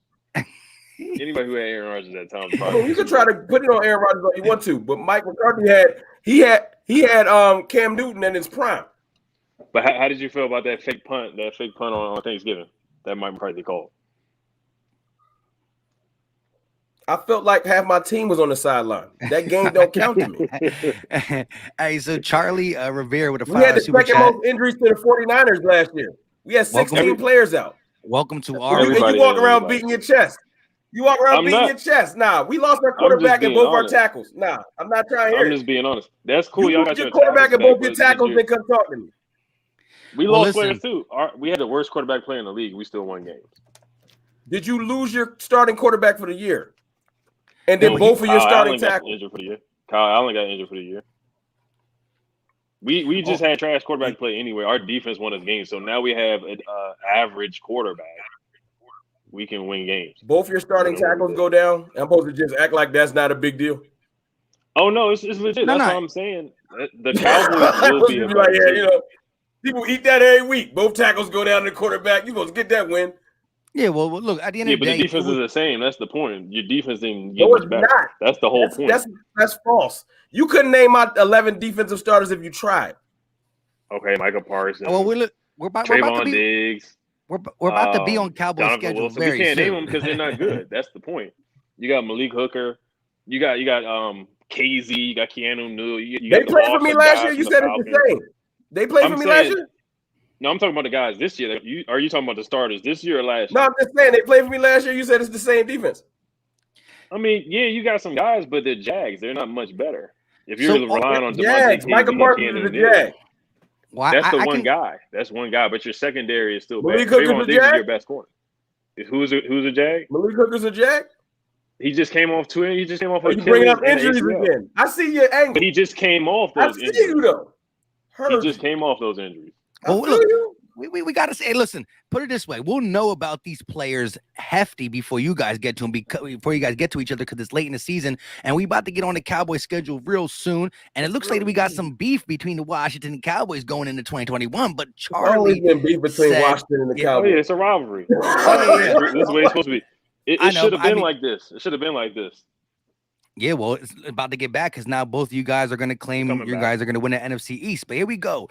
Washington could miss the playoffs, could go to – wait, what? Washington could miss playoffs, could go to the NFC title, all on quarterback. New York, 2 hurt. That's what you get for taking a Duke quarterback. Y'all stink. Top 3 pick in the draft. Shout out to you with the $5 super chat. I'm looking forward to playing you guys this year, Charlie. Here we go.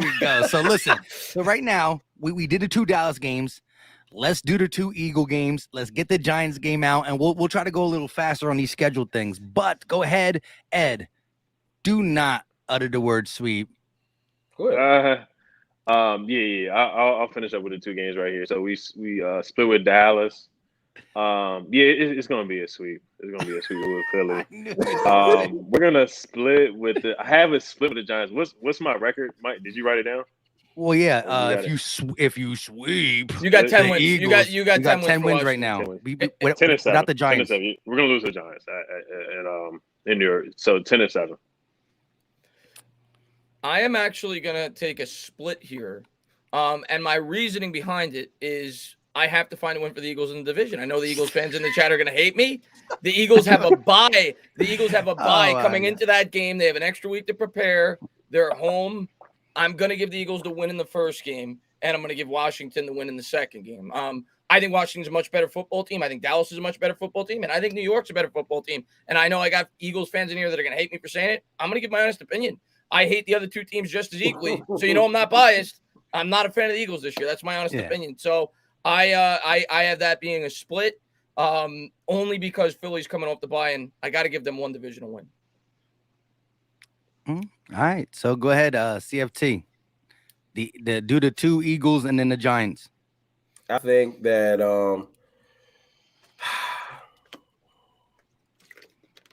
I think the Eagles is going to play Washington really tough that first game because they pissed about last year.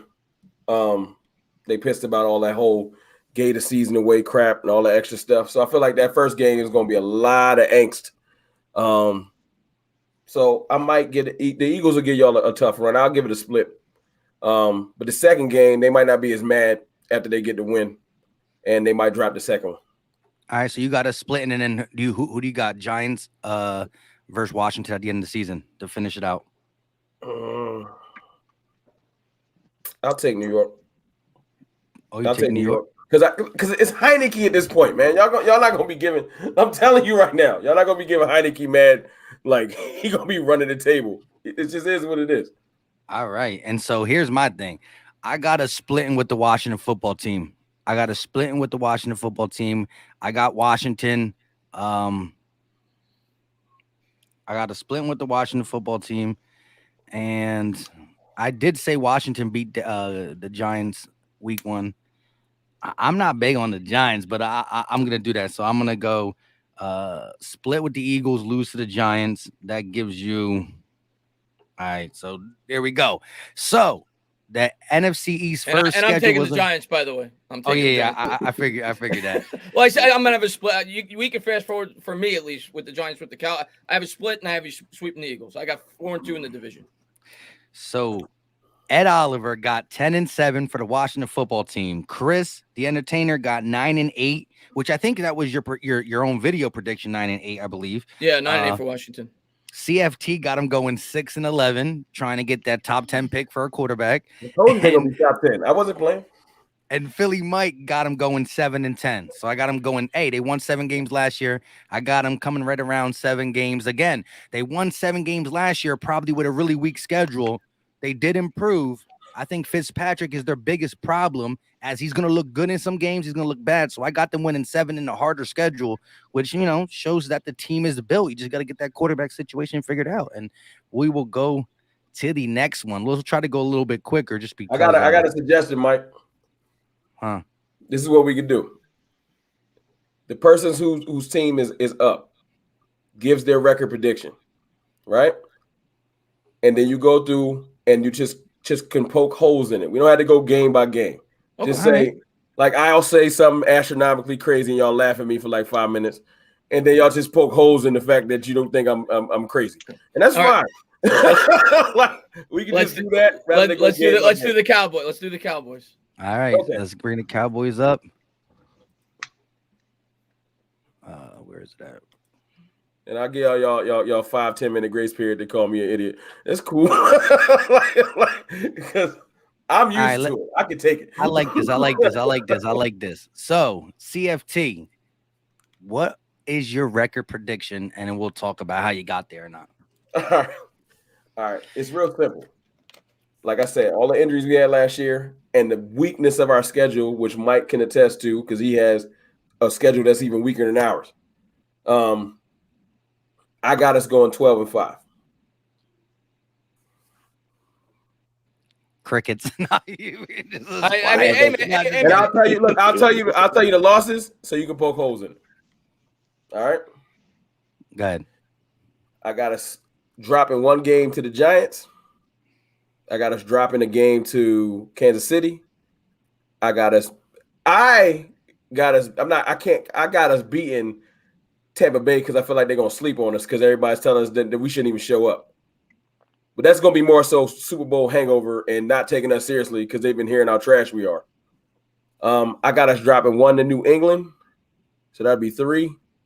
I got us dropping, like I said, 1 to the Giants. That's 3. I got us beating Arizona. I got us dropping 1 game I can't expect. Eagles. And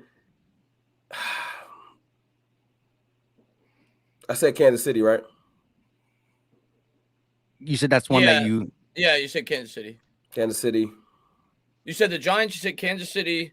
You said Patriots. Patriots. Who else you got? I got us beating the Chargers. Maybe Saints. I got to drop it in New Orleans. That's 4. And then maybe you get upset in 1 game, and you're in your upset 1 game. Well, all right. Ed said we split, but Ed might have flip flop like we sweeping them. I ain't hearing that no more. You might be done with me. That's cool. Hey man, I'm not gonna hate. I'm not gonna knock you for picking 12 wins. You're a Cowboys fan at the end of the day, and I do think that's the Cowboys' ceiling. I just don't think they're gonna reach it. I think Dallas is between 7 wins to 12. If the defense is just completely catastrophic this year, I think that's their floor is about 7 wins. I think their ceiling is about 12. I've got them kind of in the middle. I've got them 9 or 10 wins, kind of the same I have for all 3 teams. I have the Giants, Eagles, and Cowboys all around 9 or 10 wins. But I do think the Cowboys have a pretty high ceiling due to the fact that you're getting Dak back. You do have a good offense. It's going to come down to your defense, much like for the Giants. It's going to come down to our offense. I'm pretty confident in our defense.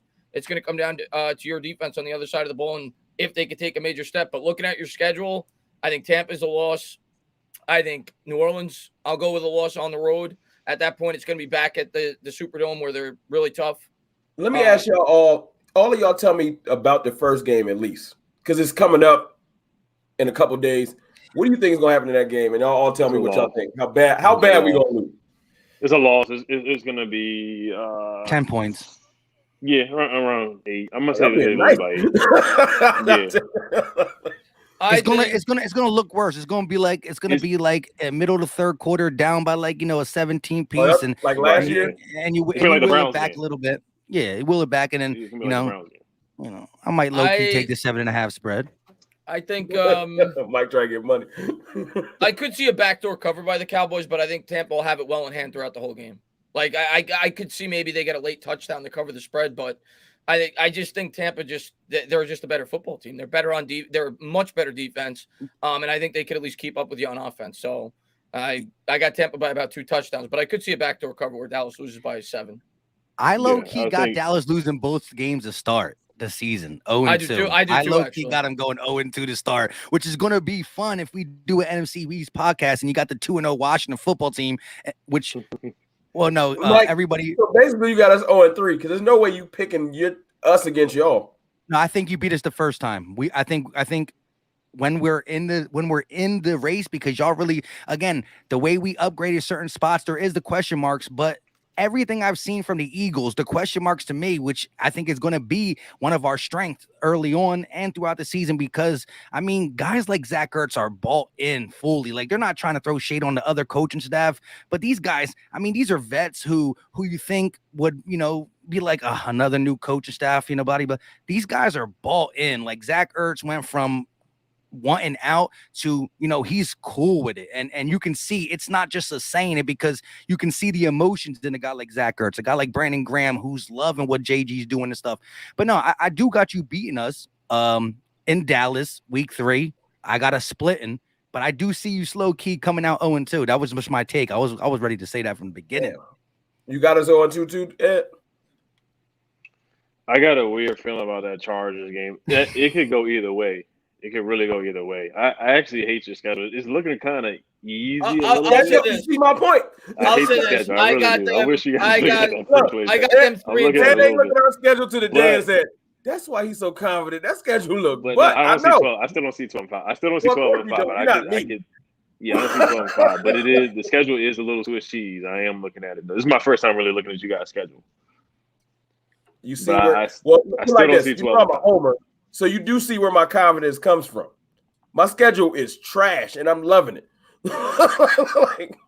Yeah, and so maybe the Dallas surprise, but like I said, I just got the low key bad start, 0-2, and then I can see a New England giving you problems. I can see Minnesota is not a good team. I don't trust them, but them Dallas Minnesota games always go wildly crazy, and it's in Minnesota. With Andy Dalton, you're not talking me into us losing with Dak. I know, but you also lost to him with Dak. So you beat him with Dalton, but you lost him with Dak. So I mean, no, we lost to him with Garrett. Good luck with Garrett, Chris. The last time Dak played Minnesota, we lost to him with Garrett. We lost to him with Garrett. Good luck with Garrett. Oh, I think. Listen, I don't like McCarthy. I really do not like. Fight on his shirt and Sharpie. Good luck with I mean, I was never a believer in Mike McCarthy, and I saw last year made me even believe in him less. Even regardless, if that's true, if it was door A and door B, and it was Mike McCarthy, Jason Garrett, you're not walking through the Garrett door. I don't care what you're talking about. Yeah, but that's a moot point. I was never a fan of McCarthy. You go back, watch my videos when the Giants were interested in hiring him. I was never. I'm not a fan of. I'm okay with Garrett as an OC. I'm not a fan of him as a head coach, but exactly because he's super vanilla. Yeah, I'm not a fan of McCarthy either as a head coach. If I was a Cowboy fan, I thought he fit your team better than the Giants simply because you guys were a more established team. I liked the route that the Giants took, a young coach for a rebuilding football team. So I wanted no part of McCarthy. I thought he was a better fit, but I'm still not. I've never been a McCarthy fan. I thought he should have done. I like Mike. I like his passion. I like Mike. Yeah, I like what he did. He's passionate. I did a whole bunch of this for 10 years. Just man, good game. Come on. I don't want to do it no more. So I like Mike for what he did last year with the fake punt on Thanksgiving. We was smashing pumpkins, right? Trying to get y'all hyped up. I like we won that game. One of the few games you guys won that game. So that's cool. I'm really not going to look. I think I don't know. I'm not a big Dan Quinn believer either. I just don't. I just really don't. Hey, look, as much as you don't like Dan Quinn, Seattle's defense ain't been good since he left. It's better than Dallas's. It did help though that he had the Legion of Boom. It don't matter. It ain't been good since he left. Not one year. Do you got the Legion of Boom over in Dallas? That's not what I'm saying. I'm saying this though. He had a Legion Boom in Atlanta, and he had their defense decent when he first got one time, like 1 year. Okay. I'll say this. I'm giving you a fact. I ain't say every year. I said he got it good when he first got there. All right. So look, regardless how we do this going forward for the Giants and the Eagles, we could be quicker with it, or we can continue this. Like I said, I had you going 0-2.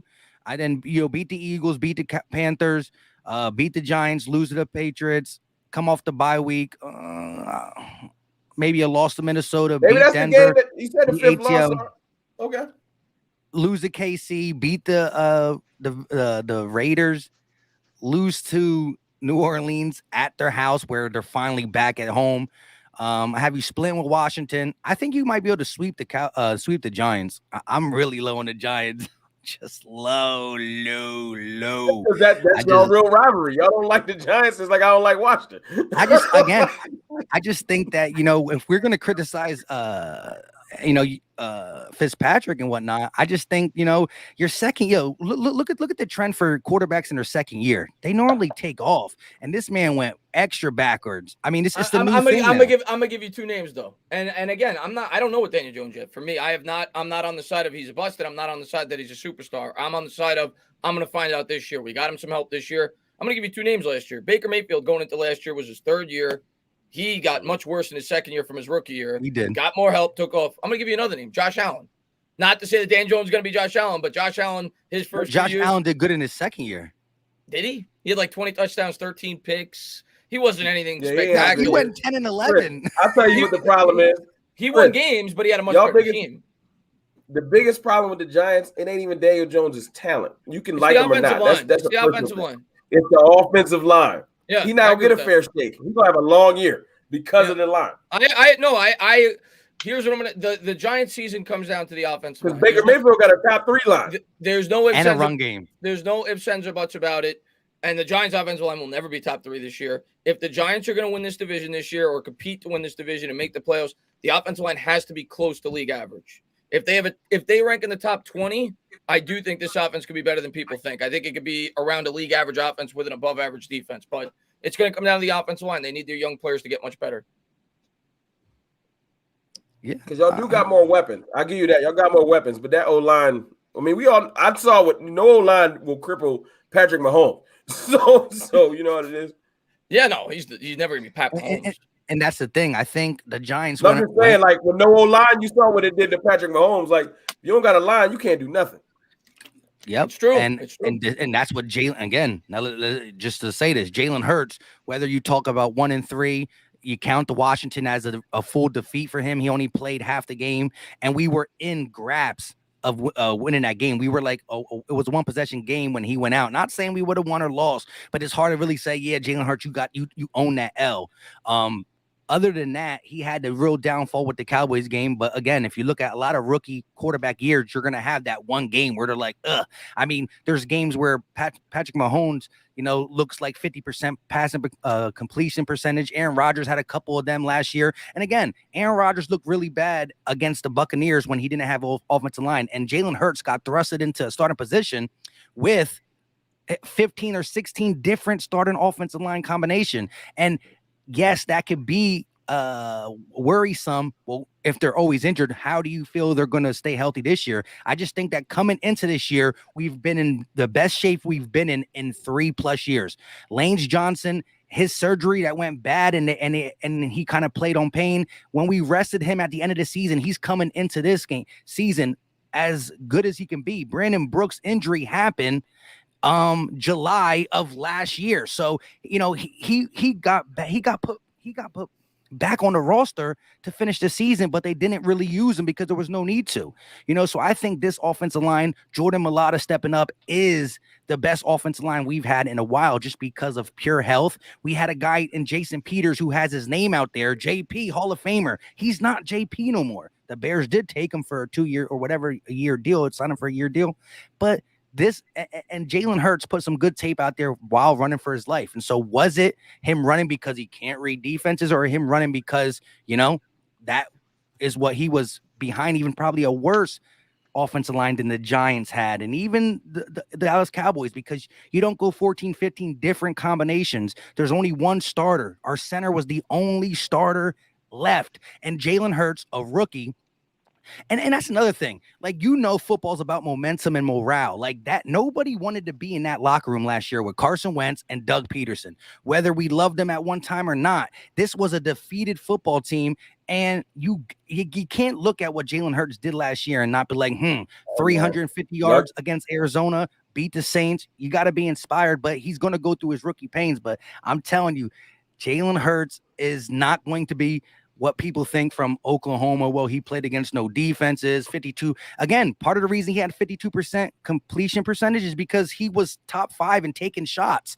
And that is the coaching staff making him take shots. So you're a rookie quarterback with a bad offensive line and you're throwing the ball down the field more than any other quarterback. That is not a good recipe for success. Yeah, exactly. So now you got Nick Sirianni, more of a West Coast offense, get the ball in his hand quick, run the ball more. It's going to be a lot different. That's what I'm saying. Keep sleeping, though. You're not selling me, Mike. You're not selling me. I'm gonna say this. Oh, go ahead. No, real quick, I was gonna say, y'all tell me my record for my team, and then we'll do the Eagles, because he already laid it out for the Eagles. So just tell me where we'll land. We'll do the Eagles. I'm gonna say 9 wins. I 9 wins. That's what I got. I could see 9 or 10, but I'm gonna go 9 for Dallas. I respect. I'm gonna go 8-1. He had somebody got to do it. Yeah, we've seen Dallas with all his talent before. We've seen it with Randall Cobb and Michael Gallup and Amari. They went 8-8 too. So I see 8-1. They could go 9-8. Your schedule. This is my first time looking at your schedule, and it is. I'm not gonna lie. It is Swiss cheese. It is. Some of it is the Vikings, the Falcons. Those are games. I'm not as low on the Vikings as you guys. I think the Vikings are gonna be pretty good this year. I like the Vikings this year. Yeah, they got better, but Kirk Cousins. Yeah, they should beat Dallas. They should beat. I know Ed don't like Kirk. Kurt, I don't like Kurt. Yo, let me tell you this though, Ed. If you had Kurt on your team right now, you know what I mean? It would be in the same thinking with Fitz. I mean, Kirk is better than Fitz, but we would still find a way to be. Kirk will always find a way to be 8-8, no matter what. Look at the talent he has on the Vikings. He still hasn't got past 11. Kirk got a little Dallas in him. Wait, he just won his first playoff game, didn't he, with the Vikings? He did, yeah, but I mean, like Dalvin Cook kind of carried him a little bit, and he had Stephon Diggs, he had Adam Thielen. Aberration, Mike. Yeah, he had Adam Thielen, Stephon Diggs. Well, yeah. So, I mean, Kirk is okay though. He's not trash. I'll say that he's not trash. He's a top 15 quarterback. Okay, so I got 8-1. I got. I'll go 9 maybe 10 wins. I'll go 9. I'll go 9. I'll go 9 for the Cowboys. Yeah, I got the Cowboys between 8 and 9. I want to say, give or take a division sweep or not the Eagles, but the Giants maybe. I think you split with Washington, and again, it's the teams like New Orleans I think can maybe do it. The Chiefs, for some reason, I just look at that Minnesota game, and it could be one of the games where you're favored and you lose or not. We're all gonna have that. Yeah, that happens there. Yeah, I respect it. And again, I think you beat us week 3. Of what y'all thought. So I'm gonna say I'm gonna go with 8 because the saying that Here's what I'm gonna say. How do you only see 8 if they're sweeping the Giants? Because if they're sweeping the Giants, I look at their schedule. I don't see how they could only win 8 games. Well, that's Arizona. I'm on it. If you tell me they're going to split with the Giants, I could potentially see 8. If you're telling me they're going to sweep like the Giants, we lose that many games, we're forcing it. That's the 8 or 9 I'm taking. I mean, again, I just want to see the Giants play. I really do. I don't think you'll beat them in the first one. If you do beat them, it will be at the end of the season where it's at the Giants too, anyways, right? And I agree with that. I agree. And ain't that Michael Strahan is retiring in that one too? Strahan's getting his number retired against you guys, against the Eagles. Eli's getting his number retired against the Falcons week 3. Well, like I said, I just see like the 0-2 start, New England, Minnesota, Kansas City, New Orleans, Washington, Eagles, And Ed basically said 8-9-2 because the tie is hard. So he basically said 8-9-2.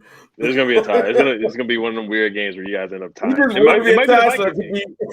I'm gonna say the Vikings game, y'all tie. I was gonna say, do not try. Don't even say the Eagles. We had our last year. We ain't good for one for 10 years. Heard y'all. 8 wins. Okay, I'll take. Look, 9 and 8 wins. I respect. I just wanted to hear because I know y'all had y'all thought processes. So cool. I'm with you. Since though, Mike laid out the Eagles. I think their ceiling is what you picked, but I think that's if everything goes right. I think 12 is their absolute ceiling, but I think that's the same. I honestly think that's the same for Giants and Washington too. Like, I'm not predicting this, but if Daniel Jones has that huge leap, I think their ceiling's 12. I'm not saying he's going to do it, but that's their ceiling. I think all the teams' ceiling and floor is kind of between 7 and 12 wins. My schedule, our basement is 10, and I feel like our basement is 10. Yeah, basement is 10. We won 6 games last year with everything I just told you. You're not telling me that Dak Prescott not worth 4 wins. But Dak went 1. So why did Dak go 1-3 last year? Why does Dak have more wins than everybody in this division? The wins don't count. Are you talking about from 2 years ago when you went? Talking about all his wins. He accidentally won those games. That's because the division has been better. Hold on. Let's talk about it. Let's talk about that. Gotten better. Washington's got better. Let's talk about Dak. And the same teams from 2 years ago. And I think Dak is a fringe top 10. He's the top 10. He's like right on the edge for me. He's the top 10, top 11 quarterback for me. I'll give him that. Yeah, too. But let's talk about Dak. Dak Prescott, over his last 2 years' career, his record is 10-11 with a much better supporting cast than any other quarterback in this division has had. And he's only beaten 2 teams with a record over 500. That's the 9-7 Eagles in 2019, and that's the 9-7 Rams in 2019. He hasn't beaten a double-digit win team over the last 2 years in the NFL. He's coming off an injury. And like I said earlier, over his last – well, because your defense has been bad. That's my thing. So when the argument is why we were going to lose, you bring up the defense. But when the argument is why Dak isn't good, cricket's on the defense. I think he's a good – I don't think he's great. I think he's good. I think he's a good quarterback, Dak. I think he's a good quarterback in a great situation. That's my opinion on that. So we a great team or we bad? Your offense is, if it's not great, it's damn near close to great. Your defense is bad. You said we had the best supporting cast? Offensively, it's among one of the best supporting cast. Since he's been in the NFL, it's among one of the best. The best supporting cast won the Super Bowl with a backup quarterback. That was the best supporting cast. Well, are we talking just offense, or are we talking about whole team? We're talking about team. No. When I say supporting cast, I'm talking about just the offense. Since Dak's been in the league, the best supporting cast won the Super Bowl with a backup quarterback. That was the best team. Let's just be honest, though. In the Super Bowl game, Nick Foles was flawless. So Nick Foles was amazing. I'm not here to lie. The whole playoffs. Correct. No, he was okay against Atlanta. We just snuck out of that with the skin of our teeth. You can give me the real facts. I'm just saying, like, he played really good in the playoffs. Correct. I'm not saying he played bad. I'm just saying that supporting cast was pretty incredible. Well, this is what I want to say. Look, we've seen the writing on the wall for the Dallas Cowboys is this. Dak looks good. The offense looks good. The defense doesn't look good. And you do not win more than 8 games. Like, what I'm saying is this. The same way you're going to say to us is like, okay, well, we didn't have Dak last year and this, that, and the third. Yeah, that's a big thing. You're banking on these injury guys. These Dak give me at least 4 wins. It's that simple. At least 4 wins. I just say that he was 1-3. He won. So what I mean, Andy Dalton won 5 games, and he should have been 0-4. They recovered Andy Dalton won 5 games. So you either say Andy Dalton better than Dak, or Dak can win 10 games. Well, let me just say this though. See, look, he looked great losing 3 games, and he might look great. Hey, guess who looked great losing a bunch of games last year too? Justin Herbert, but I don't hear shit about that. Oh no! Listen, look. This is not a Dallas Cow. This is not a Dak Prescott topic. This is a Dallas Cowboys topic, and you got to put in Jerry Jones. You got to put in the coaching staff that, other than the one Super Bowl that he got, is not. But let me ask you this though. As you guys love to say, Dallas always want to bring up the past. I've been on this show for 1 hour and 38 minutes. I ain't brought up the past. You keep doing it. I don't want to talk about the old Dallas teams. Let's talk about this year. Okay, and on this year's team, I can see a good scenario where the Dallas Cowboys have a top offense and still can't find herself over 500 or right around. New defensive starters and a new defensive coordinator, and you want me to just assume? I want to get your opinion on this. So rank the defenses in the NFC East. I want to hear you, Rome. Like just right now, before anybody play. Yeah, I'll go. You and the Giants are tied. Then it's the Eagles right behind y'all. Then it's us for right now. Because I can't. I mean, we haven't played yet. I'll give you that. Like, we ain't played yet. Yeah. Rank the offenses. But that's the thing. So you know your defense is the worst of the division. Don't just act like that don't exist. Haunt y'all. Don't act like the offense don't exist. Oh yeah, your offense is top 5, but your defense is bottom 5. So they're going to say it so quick, like it's not a big deal. It's an offensive-driven league. It's not a defensive league. Now you're a Cowboy guy. I don't follow the Cowboys nearly as close as you, so I want to get your take on this. From a Giants fan from the outside looking in, I think the way the Cowboys have operated offensively the last 2 years has been a mistake. If I'm a Cowboys fan going into this year, I want to have more of a run-heavy approach because I want to mask that defense. I want ball control. I don't want to get into shootouts.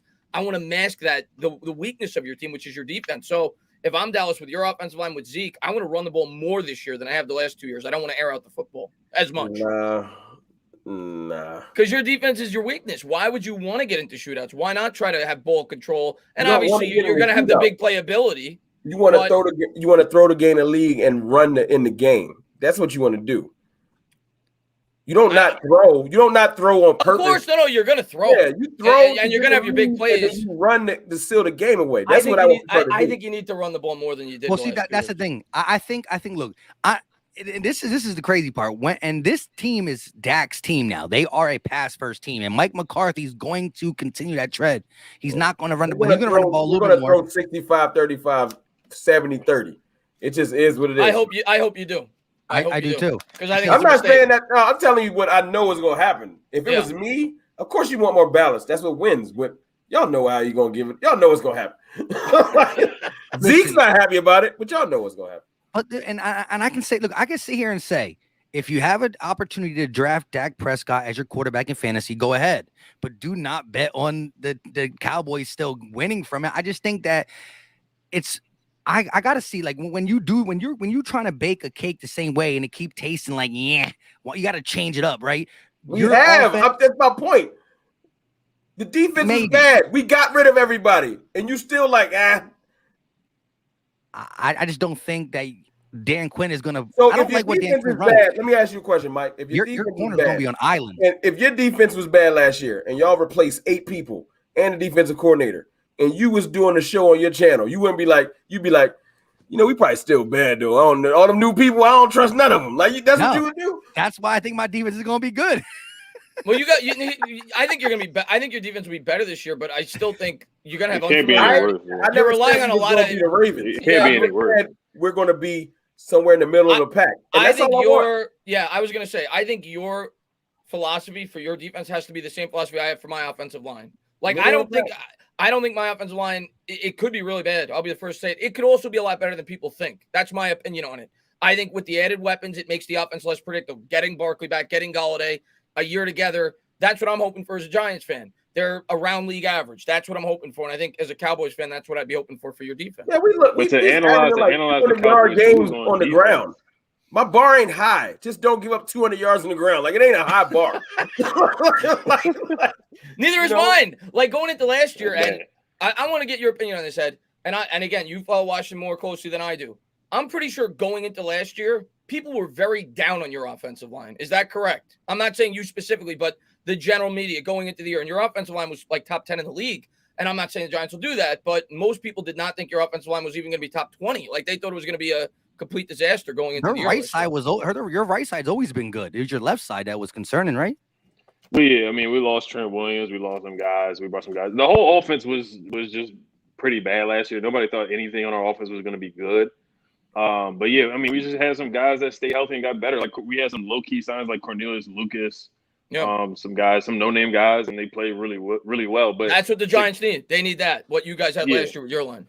But yeah, I don't think that's going to happen with the Giants. But to counter the Cowboys too on defense, the moves you guys made, the pickups you made, you got Micah Parsons. That's a good move. But Nashawn Wright, it's going to take him some time to develop. There was a lot of scouts that said he was a late round pick. You drafted him in the 3rd round. Mike Parsons was a good pick. Jabril Cox might be your low-key best pick other than Micah Parsons. Kelvin Joseph, what's going on with him? Is he a rapper? Like, what's going on? Is he injured? Like, what's going on? Now you going ESPN on me. Keep it on the football field. Don't go jokes. I'm being honest, too, though. I'm being honest. The picks that you guys made. Kelvin Joseph is better than Chidobe Awuzie. That was our starting second corner last year. He's gone. That's all I care about. I want better players than I had before. He got cut? No, he's a Bengal. We didn't re-sign him. You don't bring back players when you got a historically bad defense. We let like 6 people walk, 2 people retired. It's a lot of different. But y'all keep acting like we ain't got new players. Wait, let me just say you got new players, but it's not moving the needle that much. It's really not. Keanu Neal and DeMonte Kazee not moving the needle. That's the thing with you guys. You guys are still going to be at bottom 15 defense. It's going to be better. Can't be worse. Your defense is still going to hurt y'all.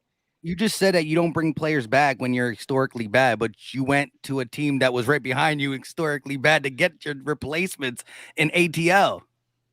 No, they were just as bad as you. Players from them. I just told you we brought in like 11 different defensive players. Yeah, but how many are starting? Not all 11. We got 8 new starters, Mike. I'm trying to tell you. And 2 of the 8 are from the second He's not trying to listen. Yeah, and two of the 8 are from ATL. Like this. Last year when we did our show, and you said your best players on your defense are your linebackers, right? Yes. Remember that? When none of those linebackers even start anymore because they're not healthy. Well, no, they are healthy. And Jalen Smith went way south. Jalen Smith is healthy. They're not good. They're on the bench. Did they take a step back, or is Micah Parsons? Yes, they took a step. It's over. Let me ask you. let me ask you this: how do you think a second-round cornerback rookie that you're asking to be a starter this year? He's not going to be a starter. And your cornerback one is Trayvon Diggs. Anthony Brown is a starter. Brown's a starter, but he didn't start last year. Brown's a starter. Okay, yeah. I thought Joseph was going to start. Joseph's on IR. Oh, okay. Right, that's what I'm saying. That's what I'm saying. But you were intending for him to be the starter. I gave you that information. You ain't know that till 30 seconds ago. I said he was hurt. Okay, you got it wrong with it though. Like, yeah, I know. That's what I'm saying. You ain't know that. That's what I said. I was like, is he playing or what's going on? But your cornerback one is Trayvon Diggs. He got picked on last year. So that's why everybody knows your defense is not going to be good. Hey, man, I got nothing but faith in Trayvon Diggs. So, yes. 2 of it. Terry McLaurin does too. That's cool. I got 3 Terry McLaurins. Well, once again, it goes back to your defense. You got one. It's all on your defense. With that. Oh, we got Curtis Samuel now. And I got a Dak Prescott. You got a Ryan Fitzpatrick. By the way, I'm going to agree. We got Antonio Gibson too. I'm going to agree with what brought up somebody that played for what, North Carolina. Oh yeah, Curtis Samuel's legit. He's legit. He can play running back and wide receiver. You're gonna learn a lot about Curtis this year. Curtis Samuel's real legit. That's why the Carolina let him walk. I'm going to agree with what the King said, by the way, and I was about to say that. He said having eight new defensive starters is not a good thing. I agree with him. These guys have never played with one another. Bringing back those old players would have been a good thing neither. I agree, but I'm just saying it. What should I do? No. Long term this year, the defense may grow and get better over the course of the year, but I think you're going to struggle. The defense coming out the first 5-6 games, much like our offensive line. I'm not arguing with that. Yeah, I plan on my offense being what my offense is. Yeah, and it has to be. Yeah. That's it. Rookies don't come in usually hitting the ground running unless it's like a Dak and Zeke run. Like, you won't see it coming. More than likely, but the thing is, like, when I said we got a bunch of new starters, I didn't say it's 8 rookies. It's 8 different starters. Right. Yeah. That's all I'm saying. Well, look, I was in this real quick. Shout out to Drew with the $2 super chat. He said Dallas defense is a soup sandwich, all cap. But look, let me just say this. I do not believe that. I do believe your run defense is going to be better because Dan Quinn is going to keep them safeties in the box. And so I think Trayvon Diggs in his second year and Brown out there, they're going to be given tremendous responsibility out there. And I do like Trayvon Diggs, dog mentality. He likes to take risks and all that, but taking risk without a safety over top is not always good. Why won't we have a safety over top? We ain't signed Schwartz. I'm telling you, Dan. No, I'm saying you're going to be we'll have a lot of single high. Watch, I'm trying to tell you, single high safety will be your best friend. You're not going to keep 2. You're not going to be playing as much cover 2, I don't think, under Dan Quinn. But you need that because your defense was horrible against the run. By the end of the year, I'll be able to say Micah Parsons is a better defender than Chase Young. God damn. Oh, you're killing me with that take. You're killing All right, me. we got with this. that. We got this. We're gonna come back to this. Because he's gonna be able to do more. Micah Parsons can rush off the edge. He can cover, and he can cover tight ends. He can move. You saw if you've been paying attention I like Micah Parsons. I like Micah. But they're moving him all around the field. He's not just playing linebacker. But Chase Young. I can't wait to come back to this. Chase Young does one at the end of thing. the year. Well, here's what I'm gonna say about Chase. That's all he needs to do is rush the passer. That's all he got to do. And this is coming from a Giants fan. If I could take any defensive player in the NFL right now because of his age, it would be Chase Young. Like, I think Chase Young has that much upside as an edge rusher. No. There is no way I could. Chase Young not better than Nick Bosa. I think Chase Young could be really good.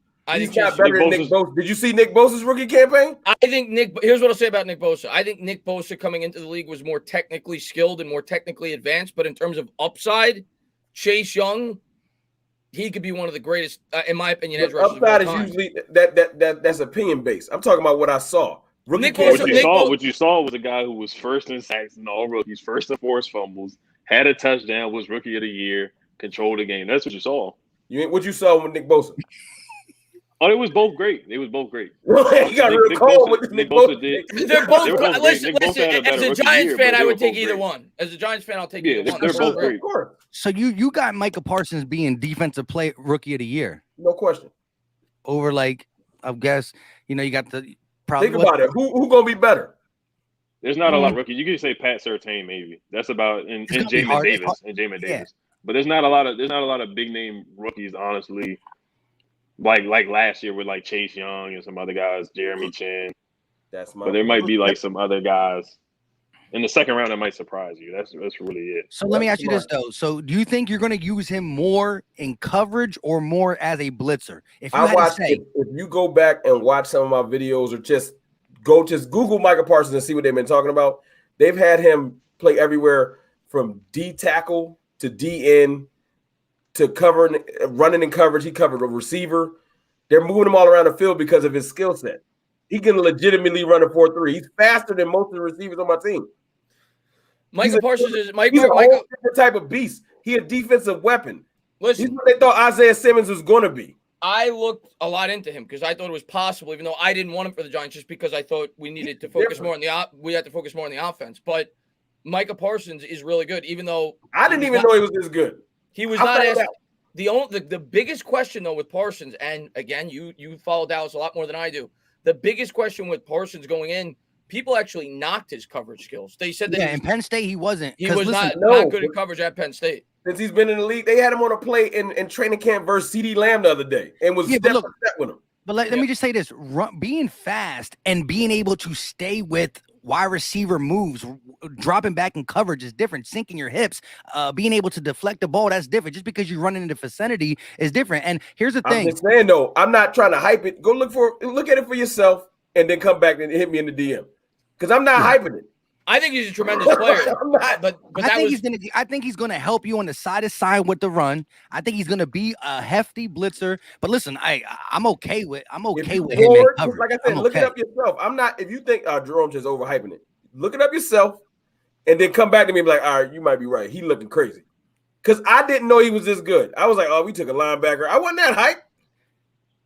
Yeah. Then I saw it. I was like, okay, he a little different. So he might be that's why Jalen Smith on the bench as a rookie. He's on the bench because he can't run anymore. That's why he's on the bench. Listen, ain't Cowboy Nation going crazy about a lot of people don't like Jalen Smith over there, right? Like they think he's just booty.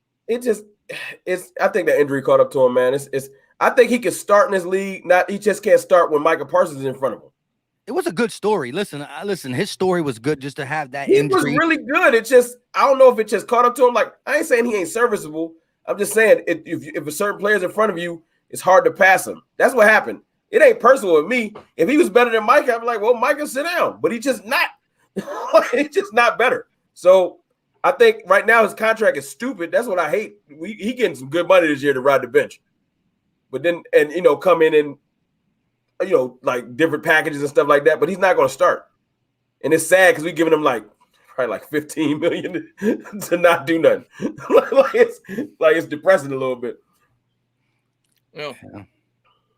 He'll be somewhere next year. Look, he'll probably go be a Chief and win a championship, and I'll be mad about it. Because you can just, if you're a defensive player, you can just low key just fall on the Chiefs, just run around. Don't let them score more than 30 on you and possibly get a ring. You know what I mean? That's just how good the Chiefs offense is. And look, and he'll be on the mic telling us how the Cowboys is trash. That's how that go. But all right, let's just pull up my schedule, and since we're already almost 2 hours, we'll do the whole just I'm gonna tell you my record. It's been, I think the Eagles with this schedule, I have us going around 9 games, 9 wins.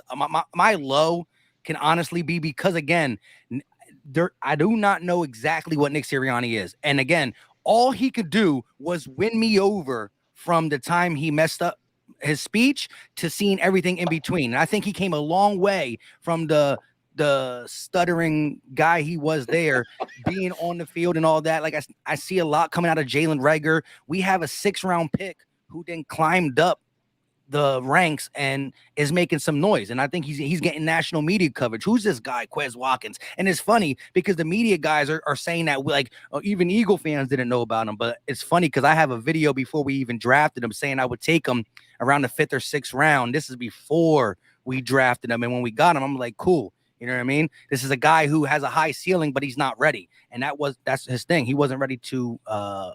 He wasn't great at running routes because his route tree was limited, but when you have a new quarterback, a new coach, right? History tells you guys don't that tangent doesn't really start off great. But it is what it is. So I have it being around 9 wins. I think health is our biggest problem. But if we stay healthy, I mean, we were 3rd in sacks last year. We upgraded on defense. Like I said, this is my biggest thing. We're not putting 8 new starters. We got 4, right? We exchanged Nathan Gary, who once he got to the Niners got cut a week later, right? We changed Nathan Gary for Eric Wilson. He came in for the Vikings. He was the only player last year to have over 120 plus tackles, 2 interceptions, and 2 plus sacks. So he's versatile, right? He's not good at stopping the run, but that's where our defensive line does that, right? We changed Nathan Gary for Eric Wilson. We changed a rotational pass rusher in Vinny Curry for Ryan Kerrigan, who's now only going to play 40% of the snap, and you'll get a good motor out of him because you're not asking him to do an every down situation like he did for Washington. I think that's an upgrade right there. We change Jalen Mills, Green Goblin, who Eagle fans wanted off cornerback. We put him at safety, and he still was just at safety for a guy in Anthony Harris, who 2 years ago led the league in interceptions, and he's not coming off an injury. He's coming off a supporting cast Vikings defense that wasn't that good. And then last but not least, we went from having a guy who's not supposed to be an outside player. Every player who played cornerback for us last year, whether it was Nickel Roby-Coleman, he's a slot. We had to use him outside. Avonte Maddox, he's a slot. We had to use him outside. Michael Jaquette was an undrafted rookie free agent. We had to put him against Amari Cooper, and he did the whole hokey pokey bring stuff around. You know what I mean?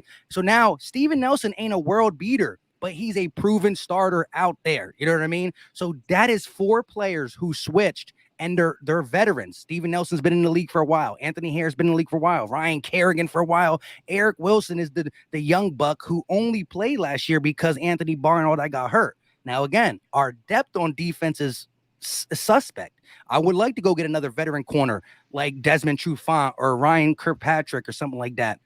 But I do not think – I think the Eagles looked at – they won 4 games last year. The media is going to say they won 4 games last year. They're not going to just automatically get better with a new coach, new quarterback. Yeah. Nobody believes in Jalen Hurts, and people still think that, what happened last year is going to happen again with these injuries. And I just don't think so. I think part of the injury history was the regime we were doing over and over with Doug Peterson, the ice cream man. So I just think there's a lot of changes, and I can't put my money on the changes because I physically don't know. I have never seen these combinations go, but everything they selling me, I'm buying, and I'm buying it. I went from 7 wins to 8 to 9, and I'm sticking around that 9 piece, maybe a 10.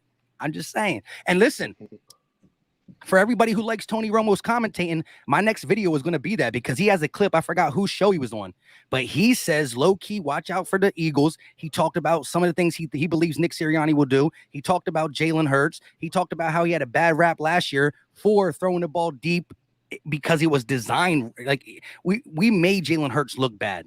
Coaching did it, lack of run game. But hey, Tony Romo, is a top mind in the commentating world and stuff like that. And he said, just by our ownership, what he knows about Philly and Jeff Lurie, the fact that he's a fan of Jalen Hurts and whatnot. I'm just saying, Tony Romo don't got no respect. He got no love for the Eagles. It's not like he's propping up the Dallas Cowboys, but he says, watch out for him. And I'm gonna listen to Tony. So I got us winning 9 games. Go ahead. Y'all can poke fun into the schedule. No. I'm not gonna.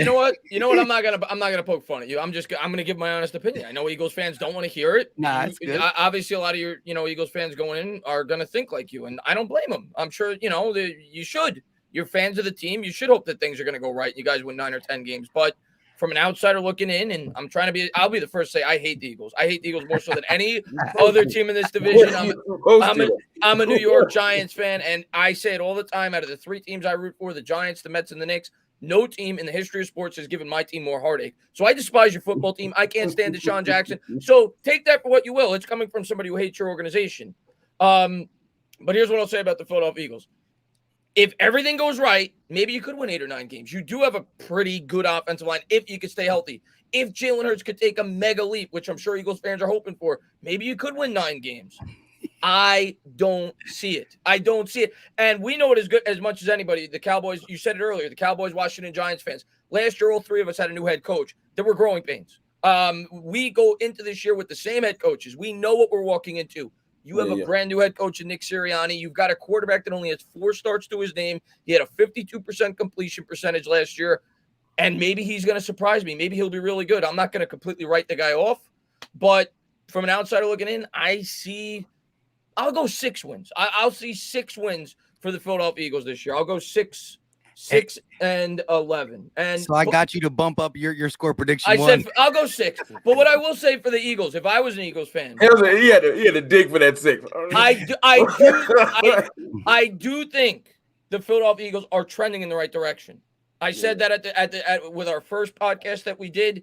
This year, I think it's going to be much like the Giants were last year. I think it's a rebuilding year. I think you're going to struggle. I think you're going to win 5 or 6 games. But the fact you got all those draft assets, I think you're building the right way. You're going to find out if Hurts is your quarterback this year. If he's not, you're going to draft one. But I do think they're building the right way. I didn't agree with the decision for you guys to keep Howie Roseman. I would have started from scratch. I would have fired the head coach and the GM. But my honest opinion on the Philadelphia Eagles, I think I hate saying it as a Giants fan, but I do think they're trending the right way, but I think they're going to struggle this year. I'll go 5 or 6 wins. I'll be nice to you guys and say 6. Howie got dirt on somebody, man. That's why Howie, you can't get rid of Howie got dirt on somebody. But I will say this though, real quick. Howie did. I don't like what he's done in the draft for the last 5 years. If you're going in totality, but this is what he does when he gets put in a corner. He gets himself out for being negative 50-something, 60 million to getting us over the cap and able to sign these 4 pieces on the defensive side, veteran guys, getting them to take a 1-year deal and stuff. I think what Howie was able to do, look, he got us a 1st-round pick and Devontae Smith, right? So we got the receiver that we kind of wanted at 6, also getting a 1st-round pick. Yeah. He changed our defense. Or like I said, I can't knock what he did this year, but ultimately in his totality after the Super Bowl, yeah, Howie should have went too. I'll say this, man. I ain't going. It's like we'll do ceiling floor. If Chris is, because it's hard for him to get all that 6. So I'm gonna go floor 6, ceiling 9. And I'll just do it like this. I don't got a problem with Jalen Hurts. Because I see when I see Jalen Hurts, I've lived that story. His name is Dak Prescott. I've lived that. Oh, he can't throw, and he got to climb his way through 3 or 4 years of scrutiny before people be like, I mean, No. Here's what I'm going to say, and I get where you're going with this because Dak was a 3rd or 4th round pick. 4th. Yeah. He was a guy with, like you said, Hurts was not even brought there to be the starter initially. He was brought there to be backup. So both of them are being doubted. I see the comparison there. That's where I'm at with it. But where you lose me is Dak was set up with gold. I don't think Jalen Hurts into the Rolls Royce. You're right. Yeah, I don't think Jalen Hurts is set up with gold. That's the major difference for me. He passed him some Ferrari keys because he had that line. Yeah. Oh yeah, that line. And Zeke didn't hurt, right?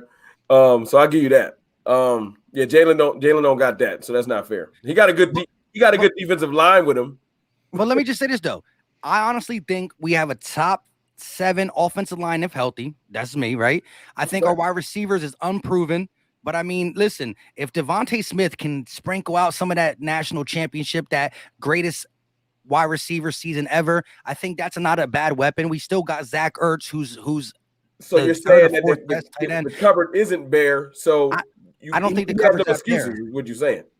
Nah, we have no excuses. Listen, Jalen Hurts is playing for his job this year. Jalen Hurts has a short leash, and the Philly fans ain't going to allow it. Now, I believe in the kid, and I've been first one to say I'm not going to be up here and say he's automatically going to be good just because he's an Eagle. I have my criticism for him, but I do think, the things that he did horrible last year, some of his decision making, I think that all comes off of where we put him with the run game and stuff like that, and I agree with y'all. Forcing the ball down the field.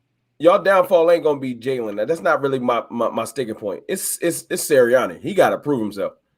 I've seen Jalen Hurts make plays in college and in the NFL. Like, I'm not saying he ain't got nothing with him. You know what I'm saying? Like I told you, you see the comparisons I was going with, Chris. So it ain't that. But Sirianni though, y'all not gonna just get me to overlook the rock paper scissors stuff and all that. I'm just not doing it. Because the funny thing is though, if Mike McCarthy says something about rock paper scissors, y'all still be joking on it. So you're not gonna brush past that. Like, he got to show me that he's a good coach. True that, and I'm gonna let Ed go. But listen, now that you look at the rock paper scissors thing, this was before we got Devontae Smith. And what was the clip floating around after we got that? Devontae Smith and Jalen Waddle. Oh, we used to play rock paper scissors shoot. So maybe it was this is what I do. This, or it could have been like a little hint, like, yo, we want Devontae. You know what I mean? I hear that Sirianni is a great football mind, but great football minds don't always are leader of men. So, like I said, it ain't my choice to say if he's good or not. My point is, Philadelphia sports media and y'all fans, it's not easy. Y'all eat y'all young, so he better come out there or he ain't gonna make it. Here's what I'll say in defense of Sirianni, and I hate defending the Eagles. People said the same exact things about Joe Judge last year. People were making fun of Joe Judge last year. They still are to a certain extent, but I think Joe Judge got a lot more respect throughout the year. Sirianni seems to be a type of guy that does things that is against the norm, kind of like Joe Judge. He's a young guy that's unproven, but that's not necessarily a bad thing. It could work out. I heard he got like mad coaching experience, like, so he not a football slouch. Like, he know his football. Yeah, he ain't there by accident. But like I said, you can know your football and not know how to lead men. So that's my thing. That's fair. That's fair, and you're gonna find out this year. Ed, go ahead. Let me see. You've been saving it all up. Go ahead and laugh. I've been sitting back, but no, Rome. We're not gonna let Mike McCarthy off the hook with smashing watermelons and getting massages and different things like that either. But yeah, I'm gonna be optimistic. I actually like Jalen Hurts. I think Jalen Hurts is better than Daniel Jones from the last 4 games of the season. Chris, it's not. That's not a trophy. That's not winning a trophy. Oh, I can't wait to talk to the Eagles fans here that are bashing Joe Judge. What has he won? We'll talk about that in a second. But go ahead. Yeah, but Mike. That's definitely not winning a trophy. Being better than Daniel Jones. Jalen Hurts. Yeah, he's better than Daniel Jones. I'm gonna be optimistic. I'm gonna go 7-10. I just don't think the organization 100% is invested in Jalen Hurts and believes in him. You guys have 3 first-round picks next year. You really didn't have to trade for Gardner Minshew. Joe Flacco, as much hate as Joe Flacco gets you, that was an unnecessary trade in my opinion. I know Nick Mullins might have been trash, but Gardner Minshew is not as bad. Like, Minshew mania, he's decent. He can come in, and if he has one good game, and Jalen Hurts has 2 bad games in a row, or like say he plays mediocre, or you guys lose by 3 points and he throws an interception, the fans will be calling for Minshew. He's a funny guy. He's got the charisma. Some of them already are. Hey, Mike. Yeah. They're gonna be calling for Minshew. Him being sick during the preseason when he really wasn't sick, that was weird too. It's some weird. There's just some weird stuff going on with Philly. I still don't know what that's about. I don't like the way the handling with Jalen Hurts has been. I don't like that. I don't like that trading for him. I actually like Jalen Hurts. I like Jalen Hurts, to be honest with you. I want to see Jalen Hurts do well. I don't like the Eagles, but I want to see Jalen Hurts. I think he's a good guy on and off the field. I think he's a good leader, a good character guy. I don't like how the Eagles front office is really just treating Jalen Hurts. Don't like him. Yeah, I don't like him, to be honest with you. Well, all I know is this, though. We got rid of Doug Peterson, so you probably could have saved face with Carson Wentz. You didn't. We had what's his name? The Ohio State guy, quarterback who's on the Bears. I can't think of his name now. Yeah. We had him on the table. We could have took him. We didn't. So I mean, we passed on a quarterback. Oh, you're talking about Fields? Fields, yeah. We passed on Fields. You know what I mean? We ate the biggest dead money this year and getting rid of Carson Wentz. And you could say we had to. And I know a lot of people say he wasn't answering Howie's phone calls, but still, it is what it is. You know what I mean? You get rid of your head coach. You try to. He's gone. Carson Wentz still there. You know what I mean? At the end of the day, we had multiple chances to say that Jalen Hurts ain't the guy. And where I will give you guys I will believe that if he doesn't play, listen, if he doesn't prove that he can play football, you know, with our 3 first-round picks, it's going to be a short lease. Is that fair? No. I got too much ammo for the draft. But to Ed's point, look, Mullins was really trash. Minshew is a legit backup where now you can talk about controversy and you got some people already doing it, but it's Jalen Hurts' job. I think it was more of Howie Roseman loves backups, and winning a Super Bowl with your backup ain't going to make you feel any less than that. But I will say this, Joe Flacco is only on the team for 1 year, where Minshew is now another young backup who's probably, if you go around the league, and this ain't going to win you a Super Bowl, right? But if you go around and play, who got the best backup quarterback? You know what I mean? He's the Eagles want to be in that top 5 best backup quarterbacks, and Flacco, who's not that bad, but he's only on the books for 1 more year, where now you got 2 years of a cheap guy backing up Hurts or another guy.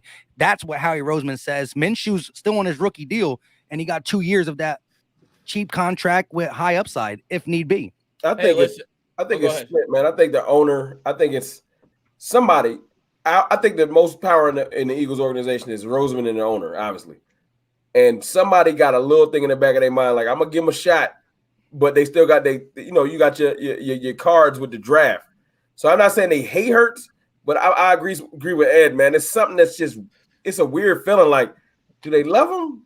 So I'm in complete That's no agreement hate. That's just what I see. Yeah, that's what I see too. And if I was an Eagles fan, and I know that, and I want to preface this by saying I know the Eagles handle the backup quarterback differently than almost any other team in the league. Like they gave Nick Foles a big contract, rightfully so. He won you guys a Super Bowl. But when you had Carson Wentz and, obviously you drafted Jalen Hurts in the second round, I know that you guys really prioritize your backup quarterback more so than any other teams. But I'm going to turn to Ed here, and I'm not saying that this is going to happen to Jalen Hurts. Jalen Hurts, every Eagles fan seems to think he's mentally tough, he's strong, and this could motivate him to do better. And that very well may be the case. We don't know yet. Jalen Hurts so far has played 4 games in the NFL, essentially preseason games that didn't mean much. He had very little pressure. We'll see how he responds this year. But if I was a fan of the Eagles, this is just my line of thinking. A big thing that a lot of people talk about with Dwayne Haskins last year with Washington, that they felt because he was pressured and that he was going to be benched 3 or 4 games in, was that he was checking the ball down too much and he was trying not to make mistakes so he wouldn't lose his job. And if I was an Eagles fan, that's what I would be worrying about with Jalen Hurts after this Gardner Minshew pickup, because in the back of Hurts' head, because they're not, in my opinion, they're not showing full confidence in him. He's going to be like, oh, crap, I can't attempt this throw because if I throw a pick, I might be benched next week. And that's why, from an outsider looking in, if I was an Eagles fan, I would not have liked that Gardner Minshew pickup. There's no denying that you won the trade, that he's probably the best backup quarterback in the league, if not one of the top 5. But I think it could. I'm not saying it will. We'll see. Potentially mess with his head. That's why I didn't like it. But go ahead and talk about Haskins. I'm not going to defend Haskins at all. Haskins had a lot to do with his downfall too. But at the same time, he's not Ron Rivera's guy. Ron Rivera didn't want him. He traded for Kyle Allen, the 5th round pick. Kyle Allen ended up taking his spot in the middle of the season. You can see similarities there. Jalen Hurts is better than Dwayne Haskins. Might be by a large margin. That's actually how much I even like Jalen Hurts. I like Jalen Hurts a lot. Hurts ain't bad, man. I ain't here to say that. I actually like Jalen Hurts, but just looking at the front office, Gardner Minshew, I think it was a little overkill. I think Joe Flacco is honestly a decent enough backup to win you maybe 2 games. And Gardner Minshew, he can throw the pill. He's going to have some crazy, kind of like Fitzpatrick. He's going to have some magical games too. He might fool around and come in and win y'all 2 games. He's definitely going to. I got him starting at least 2 or 3 games. I'll tell you this though, Mike. For sure. Y'all. Wait. How's he starting it? Is Jalen Hurts hurt or he got benched? You're saying? I don't like predicting injuries and whatnot. Jalen Hurts, he runs around a lot, man. He runs around. He's a runner. He's been more of a runner before a thrower. So him running around the pocket, him fumbling the ball too. I could definitely see him getting hurt. I don't wish any injury on him. I'll clear the air there. But I think Minshew does in the over under, because I know you're the betting man. The over-under for Gardner Minshew is 3 games. I do see him starting at least 2. But to answer your question, I don't know if it's going to be bad play or injury, but I got a feeling like Minshew's going to get in there. He's going to play. He's going to play 2 games. If Jalen, if they have a bad year, they're going to blame it on Jalen, unfortunately. Oh, yeah, he's going to be the downfall. It's messed up. Well, look, let me just say this. If Jalen Hurts will get hurt or early, I think Flacco gets in. I think Flacco is going to be considered the backup quarterback for the first 3 to 5 weeks of the season. And then I think you're going to start hearing the rumblings where, you know, they're going to be asking Nick Sirianni who's the backup because they're going to just be fixated to media. Jeff McClain and these guys, shout out to them, though. Sometimes I get them on the show and stuff. But, you know what I mean? Zach Berman's and Rob Maudis and all that. However, I ain't on your level. I ain't got no. Hey, it's just reaching out. You know what I mean? But at the end of the day, I think Jalen Hurts has a little bit of a supporting cast on the offensive side of the ball that people are not seeing because they're like, Eagles offensive line has been garbage. Well, again, it wasn't backups. It was backups to the backups to the backups. Listen, we released a couple offensive linemen, and they were our best ones last year. That's how deep we are. We were going to release Matt Pryor, but what we do, we trade him to the Colts for Matt Pryor in the 7th for a 6th. So we initially got that 6th round pick that Gardner Minshew calls back, and we were going to release Matt Pryor. So that's just a little icing on the cake. But this Eagles offensive line, I think, is coming. Not only are they healthy right now, Brandon Brooks hasn't been this healthy, hasn't been this removed from an injury, because every time he got hurt, he always gets hurt at week 11 or 12, right? So you barely got time to get back to that season, right? The last 2 injuries he had was at the end of a season, and he never got back fully for a season. This guy got hurt last year, right after the season. Like, I was not thinking about any updates because there's no way he got hurt by himself, like totally by himself. You know what I mean? So this is the longest recovery for him, the longest for Lane. Kelsey's just a warrior of a guy. Now we got Isaac Seumalo, who was injured last year for the first time out of all our offensive lineman injuries. He's been a guy who's normally healthy. This was his first injury last year, but guess what? We got either him playing or the 2nd round stud in Landon Dickerson. And again, his situation is injuries too. But I think forgot about him. I liked him. I think that the combination of Seumalo starting, if Dickerson proves he's healthy, he will beat Seumalo out. And then you got the guy who we're probably going to extend during the season, and Jordan Mailata, who people say, oh, he's a rugby player, but the dude came a long way. He is. Listen, I think he's going to make a name for him as a top 12-ish, top 15-ish offensive left tackle this season. And that's why I think the Eagles got to get a deal done with him now. We got to extend him for 2 to 3 years now, where it's decently cheap. Give him 8 to 10 million, 7 to 9 million. And then we'll go ahead, because the Eagles pay left tackles. We played Trey Thomas. You have to. Yeah, you know, I mean, but no, we get him and we pay him. You know what I mean, you got to pay him, of course. What y'all doing? Well, I ain't gonna start that. I was gonna say what y'all doing with Dillard, but that's a whole longer conversation. Well, and that's the thing. Look, listen. I don't listen. A lot of Eagles say Dillard is just trash, right? Here's the thing. If you look at left tackles in the NFL, there's 32. Dillard's not the worst left tackle in the game. No, there are teams out there who have a worse starting left tackle, and we have him as our backup piece. I think this depth we have, like I said, last year we kept Matt Pryor, and I thought Matt Pryor, he was bad. But again, when you're playing with a bunch of bad guys and you never know what these guys do, you have no commodity with these guys, it might make you look worse. I don't think Matt Pryor is as bad as he was, but he put out some bad tape last year. But if the Colts wanted him for a 6th round pick, they might have seen something. I'm just saying the Eagles are deeper there. And as you said, you know, Daniel Jones got the best skill players, but if you don't have an offensive line, it's going to be bad on him. I think our offensive line got to stay healthy. We have hard teams in the beginning, but I'm telling you, week 1, you know, the funny thing is,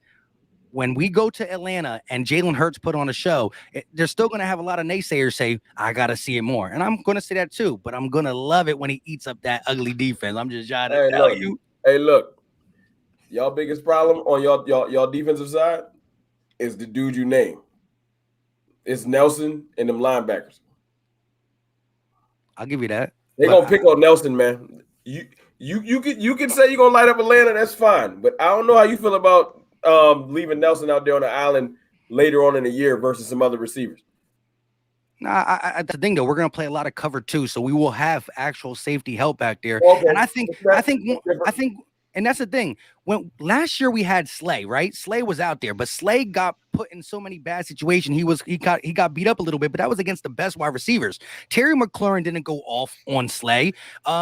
Amari Cooper didn't go off on Slay. He got beat up by DK really bad. He got beat up by Devontae really bad. But these were 50-50 balls that Slay was there. He just got done. Now, I ain't even talking about Slay though. I'm talking about no. But what I'm saying is this though. I think if you look at these as a 4-piece secondary tandem, right? Ronnie McLeod was out last year. If Ronnie McLeod's there, Anthony Harris, Slay, and Nelson. Let me just say this: as you guys watching the Eagles periodically and all that stuff, knowing about us, this is the best secondary. I'm talking safety and corner tandem that we had in a while, and that's just how bad our tandem at that's been.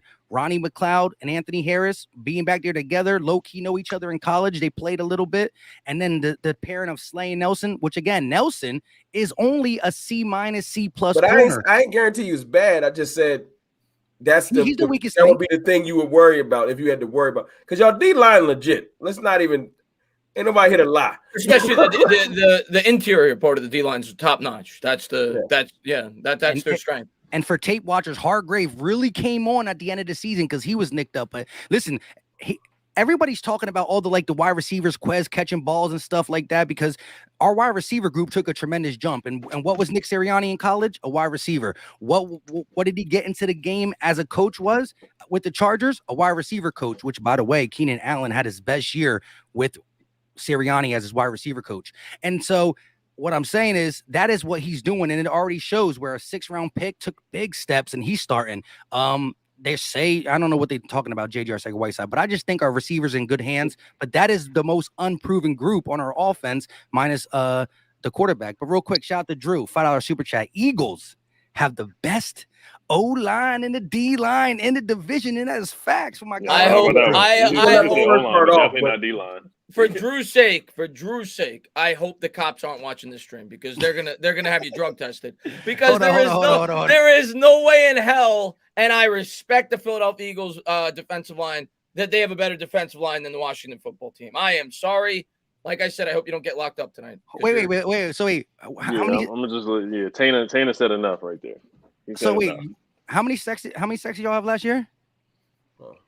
Y'all D-line bad, so I ain't gonna get in this conversation. Wait, were y'all first or second? Were y'all first or second? Because we were third, so I know we were third. I don't think were you first or second? Y'all had more sacks, but if you look at the overall work, our pass yards allowed, points allowed, what our defensive line did, it took over games and we scored points too. Okay, but let me just say this though, right? There's been bad defenses with a lot of sacks too. Not really. Yeah. If you were top 5 sack your defense, but this is the thing, right? So we were third in sacks with the secondary being as bad as that. And they go hand to hand, right? Listen, if your secondary holds up a little bit, your D-line eats more.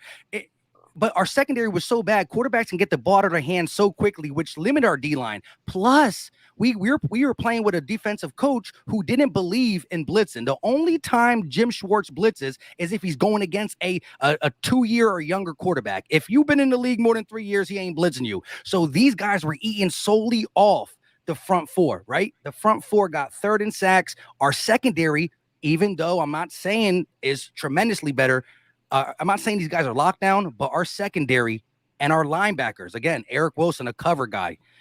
I'm just trying to tell you that I think this D-line is better than last year because guess what? Josh Sweat, who was having a breakout season the end of last year, is now took the starting job. So Derek Barnett, who used to start, right? So we were third last year in sacks with Derek Barnett starting and Josh Sweat as a rotation. It's flip-flop now. Plus, we got Kerrigan. Plus, Hargrave is finally healthy. When they asked Fletcher Cox, they said, why is Hargrave having such a great camp compared to last year? Fletcher said, because he's healthy. So third can turn into maybe second or first. And I'm just trying to say, don't sleep on the Eagles D-line. The D-line's legit, but it's good. We got guys like Ronald Darby paid. You saw Ronald Darby was in your defense.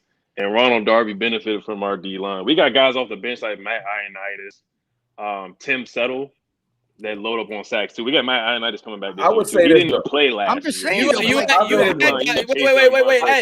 End of argument. Guys, and you got Matt Ioannidis come off bench. End of argument here, Ed. You had Ryan Kerrigan. You don't anymore. The Eagles picked him up. You're like, Kerrigan, you're not good enough for us. The Eagles had to pick him up. So Washington has the better. Washington has the better D line, and they have more upside on the D line. I mean, I think I think Eagles got a better D tackles. I think Washington got better tackles. D tackles. I'll give you. I think you can split it. Washington got better edge rushers. Y'all got better D tackles. You can flip. I'll agree with that. I'll agree. And we got better depth. We got guys like Tim Settle, Matt Ioannidis. Matt Ioannidis can get you 10 sacks coming off the bench. And so can Barnett. And now not Kerrigan, but Barnett. I think Kerrigan washed up. I think Kerrigan got some ball left in him. I know y'all trying to do. Y'all think he's Chris Long. He's not Chris Long. No. Kerrigan could be a solid that player. Yeah, Kerrigan, he's still pretty good. How many? Yeah, because he played in. Listen, Kerrigan played in a role where he only played, I think, 33% of the snaps, and he had 5 sacks, 33%, and he got 5 sacks.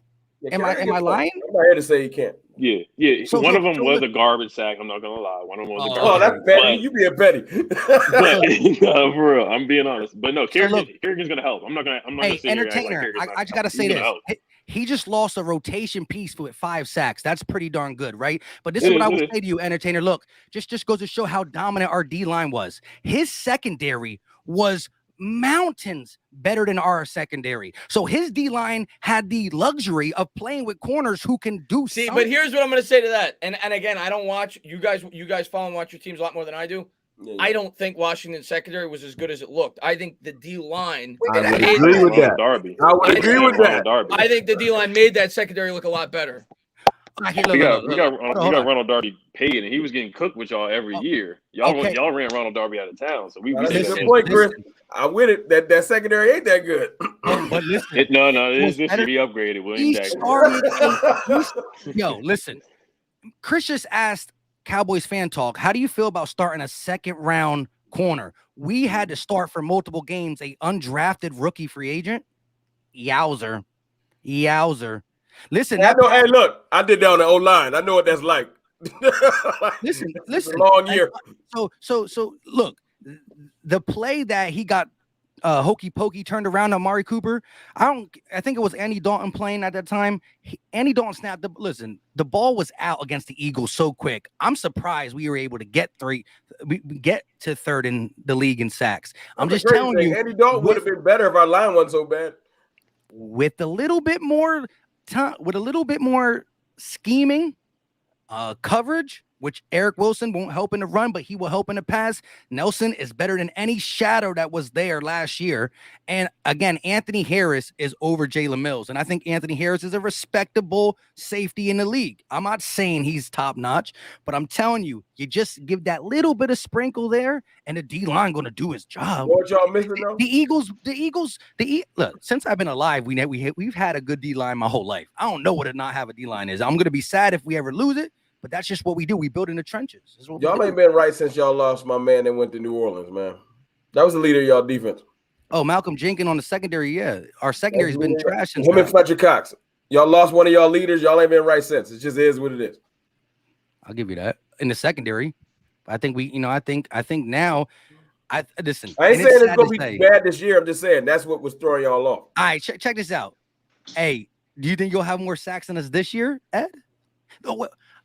Wait, I will say this real quick before we answer that. I agree with entertainer. You got your upside is better because Fletcher Cox, who's still a monster, is older. Brandon Graham, who had double-digit sacks or close to double-digit sacks, is older. Kerrigan is older. So if you're looking at going forward, there's no doubt about it. I'll take yours because all your guys are going to get better. But I just still think that. But one thing I will say, sacks is not the end all be all. We will be. Both of us are probably going to be in top 5. If you look at the Giants, they had a lot of sacks too, but they don't have like a dominant. Other than Leonard Williams, they don't have any good edge rushers. They had like 48-something sacks. It's a different type of defense. Our defense is built around our coverage and blitzing and scheme. Washington's going to be you guys win at the point of attack. We win through scheme and coverage. It's a different defensive philosophy. Correct. Yeah. Correct. So sacks aren't the end all be all for me, but I do think we will both be top 5. I just think our defense is better. Yeah, like we all said, the upside. The 2 pass rushers on the outside, and then I think we just have a little bit better depth. Your D line is legit though. It's definitely top 5. I don't think it's better than Washington. It's a good D line, no doubt about it. Yeah, but here's what I want to say though, and I don't know how y'all much I respect our O line, but real quick, shout out to iShine 101 with the $5 super chat. Don't forget Harris Philly Mike. We got him for the Vikings, who led the NFL in interceptions in 19. Just saying, yeah, we talked about that. Appreciate you, my guy. But listen, I think any team with a top 5 or D line and O line are going to contend. I'm not saying contend for a Super Bowl or anything like that. Again, I think our coaches and Jalen Hurts got to be really bad, or we got to be injured to not be able to compete with you guys, because foundation is built. Think about all the best offensive lines. They were in the playoffs, right? Think about the best defensive lines. They are top. They were probably in the playoffs. You know what I mean? They solely got into the playoffs because their D line. You know what I mean? Because y'all were knocking on their secondary. But I will say this: if you look at the top 5 teams that were in sacks last year, right? I guarantee you all of them got a good defense, but the Eagles. That just goes to show how it is astounding. Arizona's defense ain't that good. Where were they at? 4th in sacks? And Seattle was 7th. They're not that. Their defense. That's because what's that guy from Arizona? He a monster with sacks. You talking about Riddick, Hassan Riddick, or something like that? Yeah. To be fair, Arizona stockpiled those sacks against. Yeah, he like had 6 sacks. Yeah, they don't count. Against the Giants.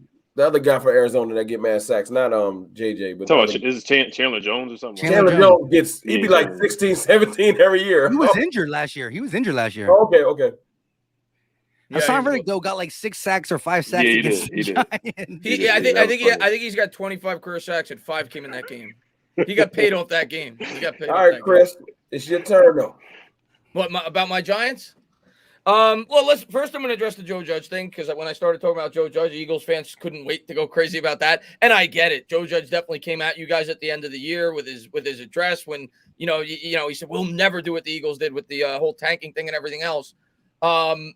I'm going to say this right now. I'm going to be as fair as I can. I think there's a portion. I'm not saying all Giants fans. And when I say this, I still believe Joe Judge could be great. I don't know yet. He's an unfinished product. I liked what I saw year 1. He's exactly what I thought we needed. We needed a disciplinarian. Our last 2 coaches were as soft as tissue paper.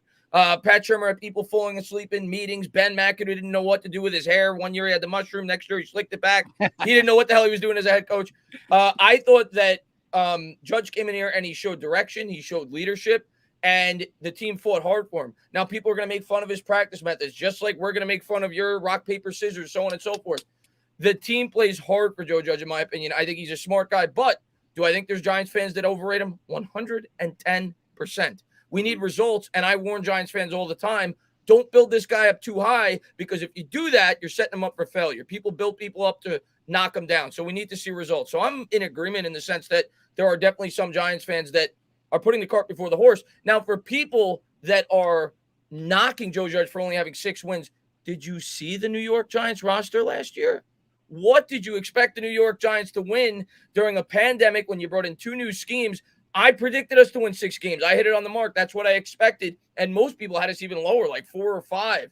This year, there's more familiarity, and I think he's going to have this team approaching 9 wins. That's my honest opinion. I have between 8 and 10 wins for the New York Giants. That's my honest opinion going into the year. Wow. But I get why Eagles fans are down on Joe Judge. I get it. We come at you, and we got a rivalry. How do you feel about? Yeah, I know he came out of, but how do you feel about like the running, the suicide? Like it may not not making grown men run like that. No, not even just the players, but how do you think? How did you feel when he made the coaching staff run? Because here's my whole thing is this though: how do the coaching staff get tough to the players when they're like, "Bro, you about to run with us"? Like that's crazy. Well, I don't think he really. I don't think he ever made the coaches run. I know that. No, I put it in the video. My video, the coaches were running. At the end of the day, I almost look at that almost like a. Hopefully that was his training camp, because he's gonna make one. No, it is training camp. I almost look at that as like a joke and like a team build. Like I was watching Hard Knocks with the Cowboys. They have like those. What were they doing? I don't know. They had. I think it's almost like a team building exercise. I don't think the players. If the players aren't willing to run laps, I don't want them here. If you're not going to buy into what Joe Judge is selling, but you listen to the leaders on this team, they're buying in. And I think it's the right type of team. It's a young team. He took over a young team. He brought in the veterans that had ties to him. Logan Ryan played with the Patriots. Martinez had ties to Patrick Graham, the defensive coordinator in Green Bay. They brought in young players. They had a very young roster, and they brought in guys that these coaches have had experience with before. So I think it's a good long-term. I don't know if it's going to work. I'm a Knicks fan. I thought Tom Thibodeau did a fantastic job this year, and I think Thibodeau's got the Knicks going down the right path. But in 5 years, Thibodeau may wear off. That may not be working. Joe Judge in 4 or 5 years may not be working. I don't know. But I think for this time, where the New York Giants were, I think he was the right coach. I think we needed a culture shock. I think that's what he's brought to this football team. What do you think, Ed? I can't even poke. I don't think it's going to work. I don't think it's going to work because, we already saw him got in a fight with the offensive line coach last year. He's already got some spats and stuff. I forgot about that fight. Yeah, he's trying to do the my way, the highway thing, which is what they do need at this point in time because the Giants coming back from the dysfunction, having top 5 picks in a row the last 5 years. But I think some guys are going to tune him out. I think what was the answer? He was diving in mud and then making him do some other weird stuff like tying the hands up with something, catching the football. But this will be a make or break year, and it's a lot of it's on Daniel Jones too. Like they're in this together. If Daniel Jones doesn't work out, Joe Judge is going to be out of there by next year too. But you think Joe Judge could be fired by the end of this year? Not this year. Oh, okay. I think Jones is on the hot seat more than Judge. All right. I'm with that too. I think Jones is more on the hot seat too. But if Jones doesn't work out, let's say you draft a rookie quarterback, the rookie quarterback comes in and struggles, you guys go 4-12 that next season. That's gone. I agree with that. Yeah, then he's gone. That's what I'm saying with that. But you guys have talent, man. Kenny Galladay is a good pickup. I do have you guys having at least. I want to say I'm going to say at least eight wins. I see at least eight wins out of you guys. A lot of it's on Daniel Jones. Yeah, I got us between 8 and 10. That's what I got, between 8 and 10. Because last year on our defense, our biggest weakness was our corner. Opposite Bradbury, our second corner was our biggest Achilles heel. Patrick Graham wants to bring in and I look at our defense, Ed, and I say to myself, there's no way I could see us winning less than 6 or 7 games. Even if the offense is horrific, I think our defense is going to be even better than it was last year because they're more acclimated to the scheme year 2. You bring in Adoree Jackson, which was our biggest weakness by far on this defense last year. How you feel about him? I'm even if he's an average corner, he is. Isaac Yadam can't even make the roster on the friggin' who do we trade him to? I don't remember, the Green Bay Packers, I think. He can't even make their 53-man roster. We were going to cut him this year. He was the guy that was starting for us last year. So even if he's an average corner, which I think that's a bare minimum, you worry about injuries with him, he's a dramatic upgrade over what we had. And in the defense that we run, you need strong corner play because, like I said, we have a different philosophy. We're going to put guys out on an island. We want to play man press, and we want to send blitzes. So I think that's going to make this defense that much better this year. So I think our defense is going to be – Saquon's got to stay healthy too. Saquon's got to stay healthy. I'll say that. Galladay's got to show up and stay healthy. A lot of the guys you brought in do have bad injury issues. Galladay was out the whole year last year. I agree with that. And Tony to show up too. Tony might be an X factor if he can stay on the field. Man, he's a weapon. He's a weapon. Yeah, you gotta get the right size shoes. You gotta get him shoes that fit. No, I agree. The outside of the offensive line, the biggest question mark is health. There's no doubt about it, and that includes Barkley. That includes Daniel Jones, who's missed 2 games each of the last 2 years. That includes Kenny Galladay. We've got to stay out. Not obviously, you're not going to stay completely healthy, but that's the biggest question for me outside of the line. If we can stay healthy, for you, yeah. What y'all doing at safety? Because y'all got 3 safeties. Oh, I love our safety group. I know, but y'all should trade one of them safeties for a lineman. Well, I think they're going to use all 3. I think they're going to have a lot of 3 safety sets. I think they're going to play Peppers in the box. But what I will say is if the Giants underperform and they're bad this year, which I'm praying doesn't happen, obviously, Peppers is going to be traded. Peppers is a free agent next year. The Giants are not going to be able to keep him. They don't have any. I got McKinney. I don't know. Like that's my only point. Because, obviously, Logan ain't going nowhere. Logan Ryan's got a 3-year deal. McKinney's not going nowhere. But he like the leader. He like the voice of the defense. So he's our captain. He's our leader. Yeah, he's our guy. But yeah, that was CFT. So Ed said about 8 to 9 games. Chris got it between 8 to 10 games. Where you got the Giants? Like I wanted to hate. I was like but he's not. He's too objective. It's 8 to 9 games. What am I supposed to say to that? And I'm not here to just poke holes into it. Like I know I'm the one on the panel that be tripping. So y'all, that's cool. that's what I do though. But yeah, I can see the sliding scale. Yeah, 8 to 9 games. I can see it. Well, you know what? if Jones really, if he like, I feel like he can go either way. It's all on him. If he has a good year, 8 to 9 games. If he plays bad, y'all could be back in 6 to 7. I agree. No, if he plays bad, like I said earlier, I think our ceiling, and again, this is if everything breaks right, is like 11 or 12 games. That's our absolute ceiling. That's if Jones has that, he's like a top 8 or 9 quarterback, which I'm not expecting. What I want from Jones this year is to be league average. I want him to be in that 16, 17 range. If he does that, I think we're a 9 or 10 win team. But I think in order for him to do that, he needs the offensive line to not be piss poor. I think if the offensive line is like satisfactory, he could be an average quarterback and hopefully trending upwards. But at the end of this year, with the pieces we've added, Saquon Barkley, people may not want to admit this, if he's healthy, makes Daniel Jones a different quarterback. He's had 23 touchdowns and 9 picks when Barkley's in the lineup. Quarterback's best friend. Saquon, and obviously he's a threat in the pass game. He opens up the whole pass game. The Galladay edition. He's got the pieces now, but it's going to come down to the line. Yeah, the line is going to be important for him, and he's going to be important for your team because the quarterbacks make they touch the ball every time. But here's the thing I want to talk about. Ed is sitting here Ed had his own injury problems last year, but the majority of his team, the bulk of his team, I mean, he was like, who cares what quarterbacks been? They're all were playing bad for him, like he said, and it's true. We had, Cowboys had backup quarterbacks, but the worst quarterback play was for Washington. You know what I mean? But other than that, Washington stayed decently healthy. But the Giants, the Eagles, and the Cowboys are coming off with some guys, whether we just signed them or that. So I think health is lingering over the Giants, Cowboys, and Eagles more than Washington. I think that can play a part. Hopefully, again, like Chris said, there's no such thing as, November football, December football, and you're fully healthy. But if you can get 85 to 90% of your roster through November and December, you're sitting good. Because if you give me that you get 10%, you're at 92%, I'll be feeling pretty good about my Eagles. I'll make a good point because I'm pretty sure y'all going to be wrapping up soon. This year, man, I just learned today. Y'all were talking about like how some areas y'all ain't got depth. This year, I learned today, depth is going to be more important than ever because it ain't just injury. It's something that we all can't control because the fact that the fans is this. You saw college football this weekend. Stands is going to be to the brim, and I don't think it's going to be no way to keep anybody from popping COVID at the weirdest times. We all need to the thing I'm most worried about is Dak getting COVID at the wrong time, and I got to roll out Will Grier or Cooper Rush. You know what I'm saying? That's a good point. We all got – so I'll give the Eagles that.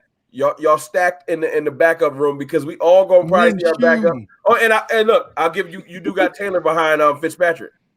Because we all know, even with being vaccinated, you can still pop COVID. And they say you can come back quicker, but if you pop COVID Saturday night, it's a wrap. So it's just one of those things where we all this year, I learned today, we riding high, we worried about actual health, and somebody gonna pop COVID at the wrong time on a Wednesday before a Thursday night game, and it's gonna be an important player, and it's gonna hit us all this year. I'm happy that some of this is happening to us early because I would love to get it out the way. That's a great point. And the other thing, when it comes to depth on rosters this year that makes it more important, there's an extra game. That adds potentially more injuries. There's 17 games instead of 16. So I'm with you that. I think depth this year is very important around the league. Yeah, and I think depth on our defensive side, meaning the secondary. Our secondary is attacked. Like I said, our secondary is the best secondary we put on the field in the last couple of years. But we invested in that. We got no depth. If one of these guys go down, we're calling up old Michael Jaquette. That's the problem. They could be healthy and they could pop COVID just one corner. Yeah, and that could be the weak link for that week. So it's just this COVID thing, man. It's one of those things where you try to act like it's not happening, and then it's like, yeah, Zach Martin out for Thursday, and I'm like, all right, what am I supposed to do with that? So it is what it is. Now I'm more prepared for it. Yeah, it's not only that; it's tracing too, because I know one of your other guys got out with tracing too, or something like that. Yeah, CD Lamb had it. I'm happy he had it already, but he had it 2 weeks ago. He actually had it. So it's one of those things where it can hit a team and decimate a team. And as we know, even with the vaccine, if it pops at the wrong time, if it happens on a Monday, he might be good for Sunday with the vaccine. But if it happens on a Friday, that player's just out. Yep. Yeah.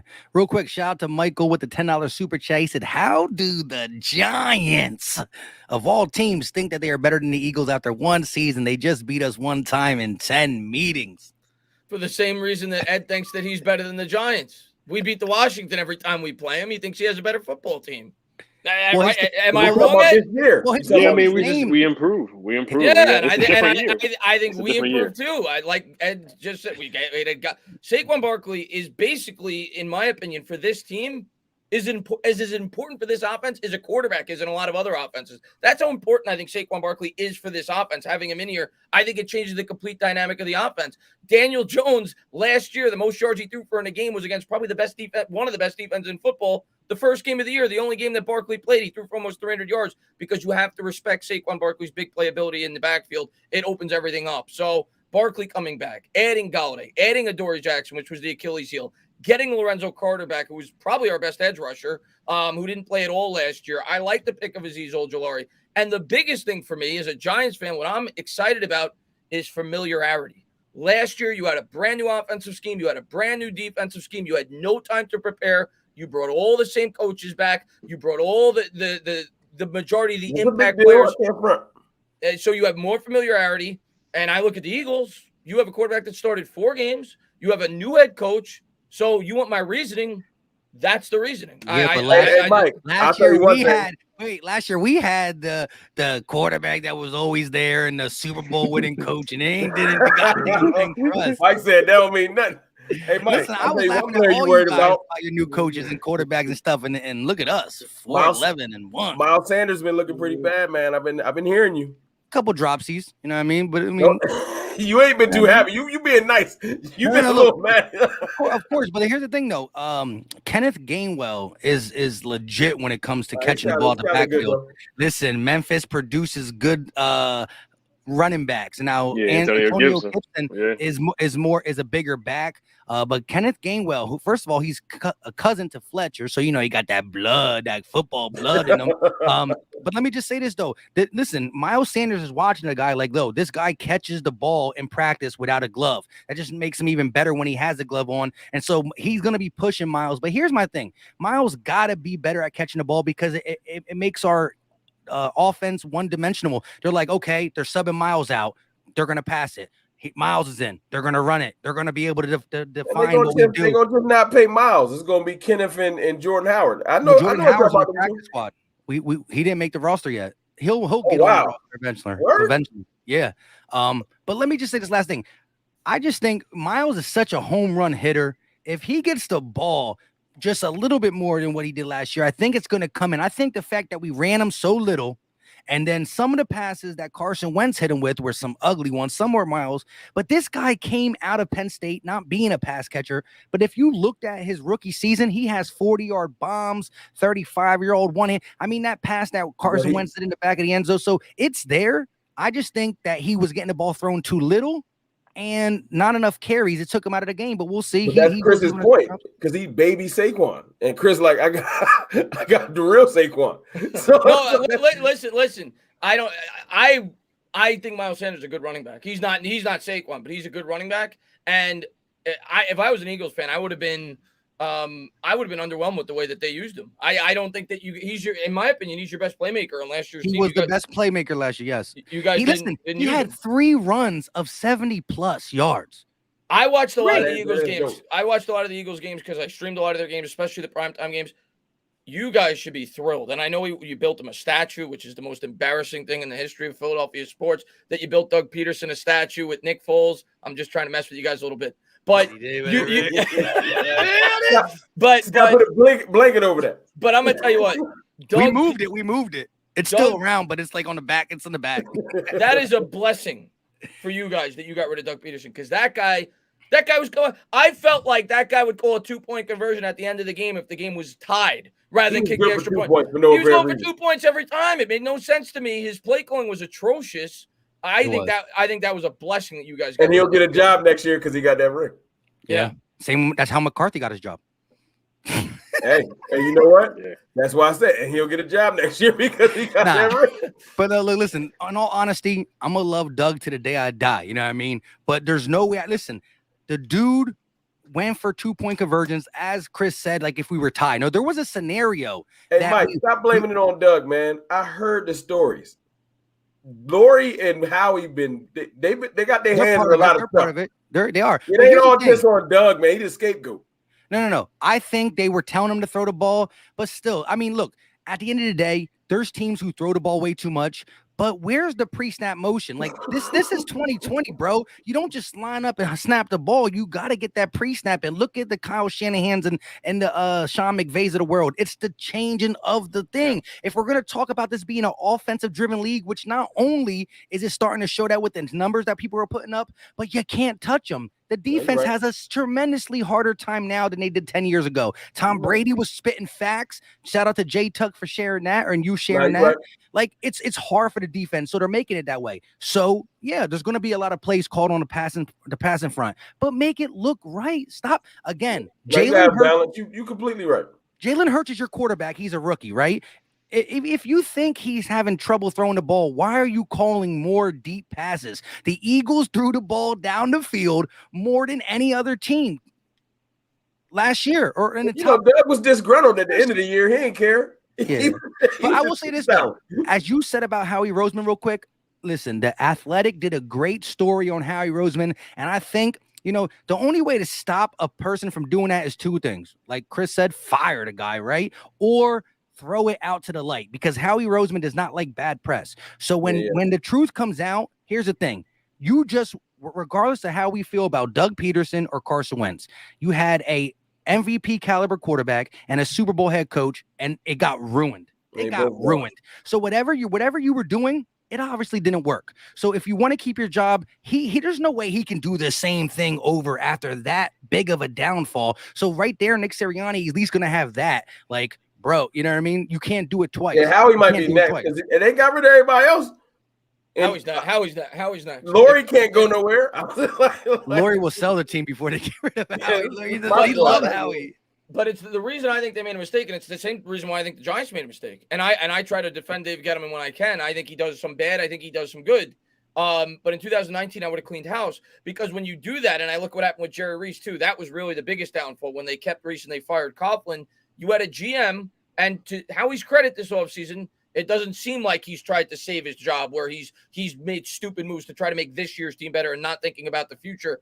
But as an Eagles fan, that's what I would have worried about. I looked at the 2016 Giants after they fired Coughlin. Reese went out there, and it was a spending spree. He signed everybody he possibly could to try to save his job, and he completely ruined the future of the football team.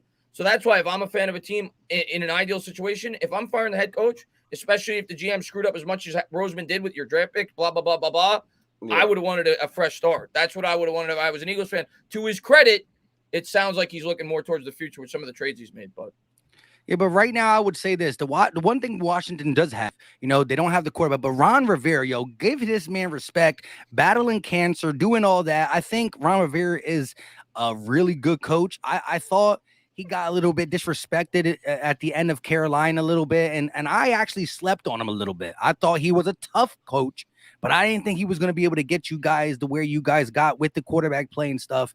So Riverboat Ron, he did open my eyes a little bit, because I wasn't fully watching him in Carolina, but he definitely showed me some things. Ron got a good culture with him, man. He came in and changed their culture like instantly. Yeah, that's what we needed. He knows how to connect with the players. He made a tough decision sitting down Haskins. I know a lot of people would say it's not a tough decision, but that was a hard decision to make. To move on from him, and putting in Alex Smith, like nobody wanted to put out. I didn't want Alex Smith to touch the field. I was scared, but we just had to put him in, and we won with defense. And Ron knows how to connect with the players, and he knows how to get guys going. His December record is like one of the best records. So I mean, I think he is probably the best coach in the division. Most proven. He's the most proven. Well, you could say McCarthy. He's gonna say McCarthy because of a ring, bro. Yeah, because of the ring. I'm gonna say because he got more wins. It is what it is. That's fair. No, that's fair. Ron did win Coach of the Year twice. Ron did win Coach of the Year twice. That's cool. And he ain't win a chip, so tomato. If he had Aaron Rodgers, he would have won the chip. He don't get a pass. He had Cam Newton in his prime. Let me ask you this though, Ed. And I know this is a moot point, because they said that they won't take Cam Newton back. But you personally, would you rather have Cam Newton start over Fitzpatrick? You Who's personally, better than Fitzpatrick? Don't come on. Honestly, yeah, I'm not the biggest Fitz fan, but Cam, I wouldn't take Cam right now just because of if it was March when free agency started, I'd rather have done that. But doing that now, like it's right too when late. the season's about to start, it's way too late. You don't want to mess up the chemistry. Only with an him injury. learning the playbook. Yeah, it's way too late. But I can't sit up here and be like, oh, Fitzpatrick's better than Cam. I tell you can't this, sit up here and if y'all do was that. running Cam Newton out there and y'all was just like, we're going to run the ball and play defense and I got to deal with tackling Cam and y'all running back, I would be more worried than Fitzpatrick. Because that's tried and true. It's just like, it's a physical game. We physical on defense. We physical on offense. But Terry McLaurin might be pissed. But y'all team would be functioning probably better. Yeah, but I can't trust Cam because of all the hits he's taking, the injuries he's taking. And last year, he didn't look good. Now, the Bill Belichick offense was not an offense for him. That's one thing I'll give him. That's fair. Maybe with Ron and that offense, because he already knows the offensive system, maybe he could make it work out. But for right now, I would definitely stay with Fitzpatrick. It's way too late in the game. I like Cam, though. I agree with you. I do like Cam. Probably go to Houston. He might as well. I think Washington is the best fit. But if I was Washington and I went that route, I'm sitting for the first 4 or 5 weeks for him to get acclimated. I don't think it's going to happen. I don't think he's going to go to Washington, but I think they make the most sense. People brought him up the Giants. I'm like, no, it's the same reason why I said with the Eagles why it's a mistake. Is I want to evaluate Daniel Jones this year. I don't need – that's what this year's about for me. Just like it should be for the Eagles with Jalen Hurts. If you bring in Cam Newton – like if you I would have took him in Denver, but they got Teddy. Denver would have made sense too. Yeah, I agree with that. But I think Washington makes the most sense for Cam Newton. Yo, Washington. I think he'd be a backup in Dallas. Honestly, I mean, I would take him in Dallas, but I think you talk about Jeffrey Lurie and Howie Roseman. I just don't think Cam would. Do you guys think Cam would sign on to a team though where he knows like he has no chance of playing unless there's an He's gonna have to. Well, with Washington, that wouldn't be the case. Washington, that may not be the case though. That's why I bring up Washington because maybe 5-6 weeks in, Fitzpatrick's struggling and he gets his opportunity. Yeah, well, he would know week one he wouldn't start. He would know that. Ain't nobody guaranteed not to play. He's not gonna start. Because of COVID, ain't nobody guaranteed not to play. Yeah, that's true. Almost every backup probably gonna touch the field this year because it's gonna happen. Yeah. Good point. I think he's muted. Mike probably got what I got. I got the wife text a couple times. Oh, so you just 3 hours tonight. So just like y'all. Yeah, nah, we good. But real quick, I just want to get the super chat out, and I wanted to ask a question. Shout out to my guy iShine with the $10 donation. Laugh now, cry later. Eagles X factor this year is our defense, is the linebackers, and on offense is Hurts. If both play good, just good, not great, we'll win the division. Guaranteed. So he says if our linebackers can be good and Hurts be good because, people sleeping on Hurts, we good. It ain't about Hurts. It's about the coach. We'll see. Coaching is so important in the NFL. Y'all know that. It is. And that's why, and again, look. You know what? At this point, guys, the predictings that we're out of predicting season. Season's about to start. We'll find out who's right and who's wrong. Look, I know y'all can't wait. Y'all all like, I can't wait to watch this slaughter on Thursday. That's cool. I know what y'all thinking. It's cool. It's cool. I would love it.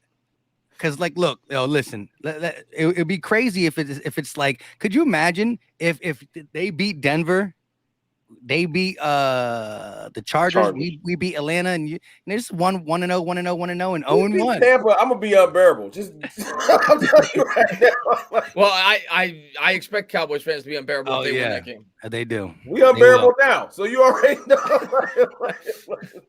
today. But hey, listen, shout out to everybody in the chat. We still got like 350 some people up in here. Look, everybody. What we trying to do is this. We want to rotate these. We want to do one on my channel, then we want to do next week on the entertainers, next week on Ed's, and then in Cowboys Fan Talk is doing live streams too. I'll get you. I finally got my feet wet. Yeah.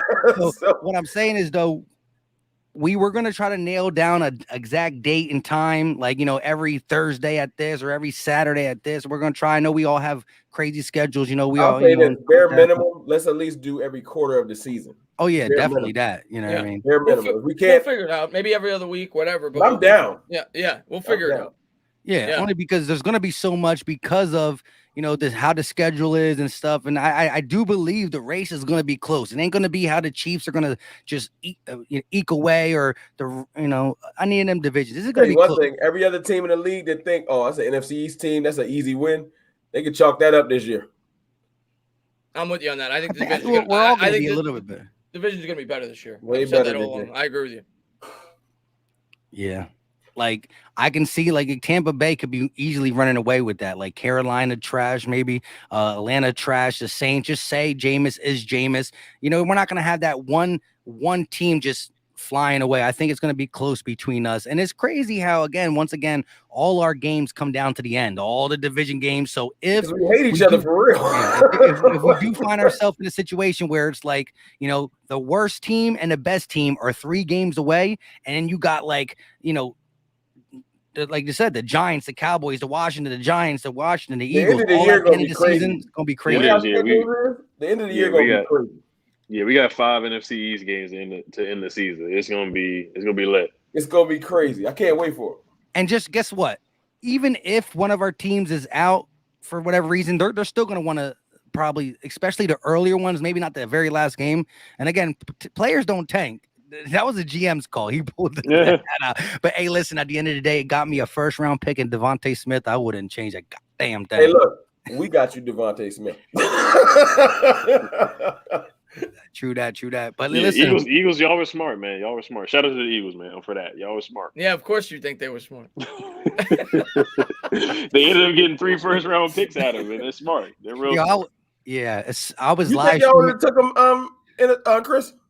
Yeah, I didn't want to take him, but I think we would have taken him. I had us taking Devontae Smith since like February. I wanted Slater 3 months later. Hey, look, as much as I like Michael Parsons, I wanted Slater. Slater's the guy I wanted, and I hope I'm wrong.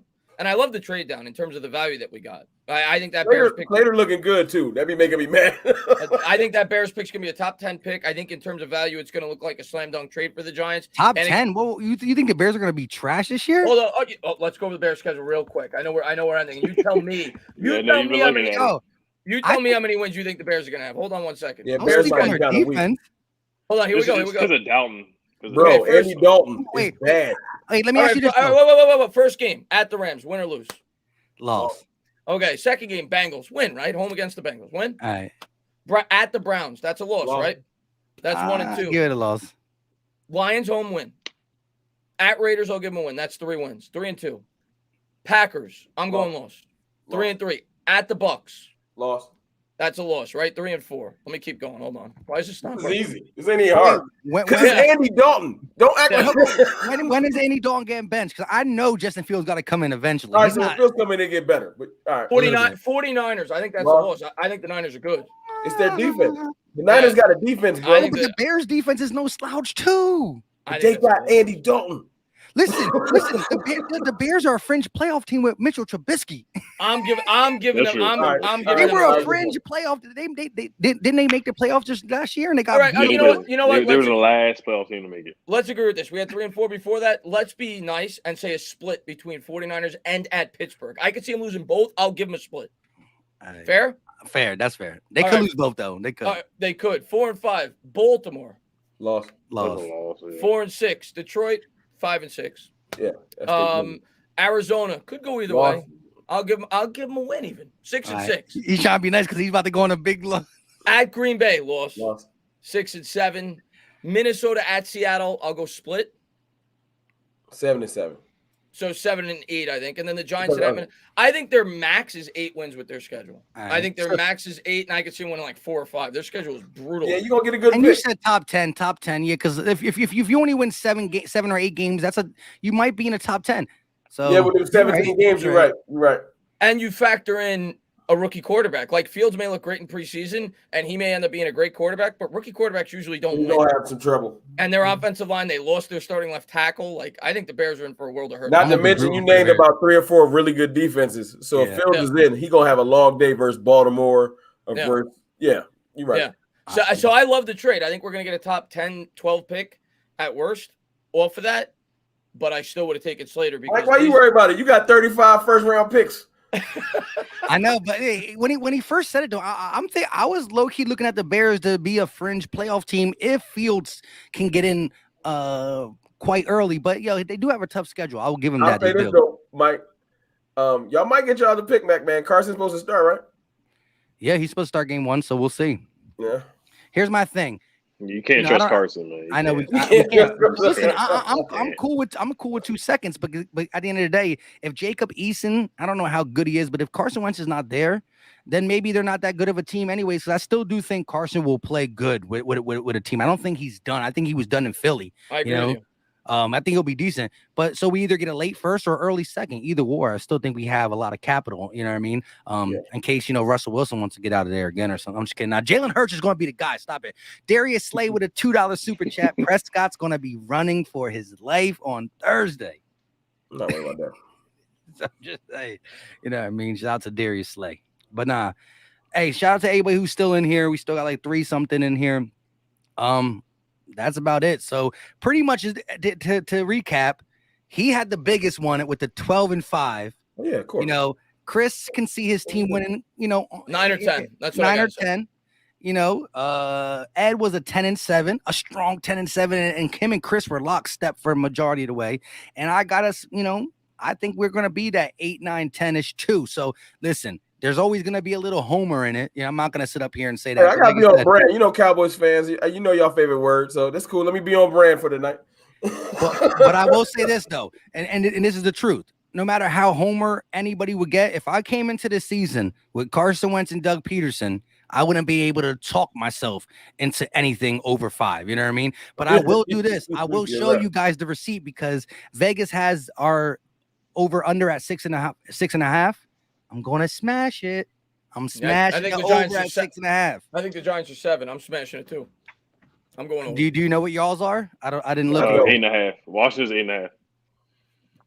I think the Cowboys are probably. I think we're like 9. It's not what I said. It's like 9 or something like that. If I'm looking at it right now. Cowboys are 9.5.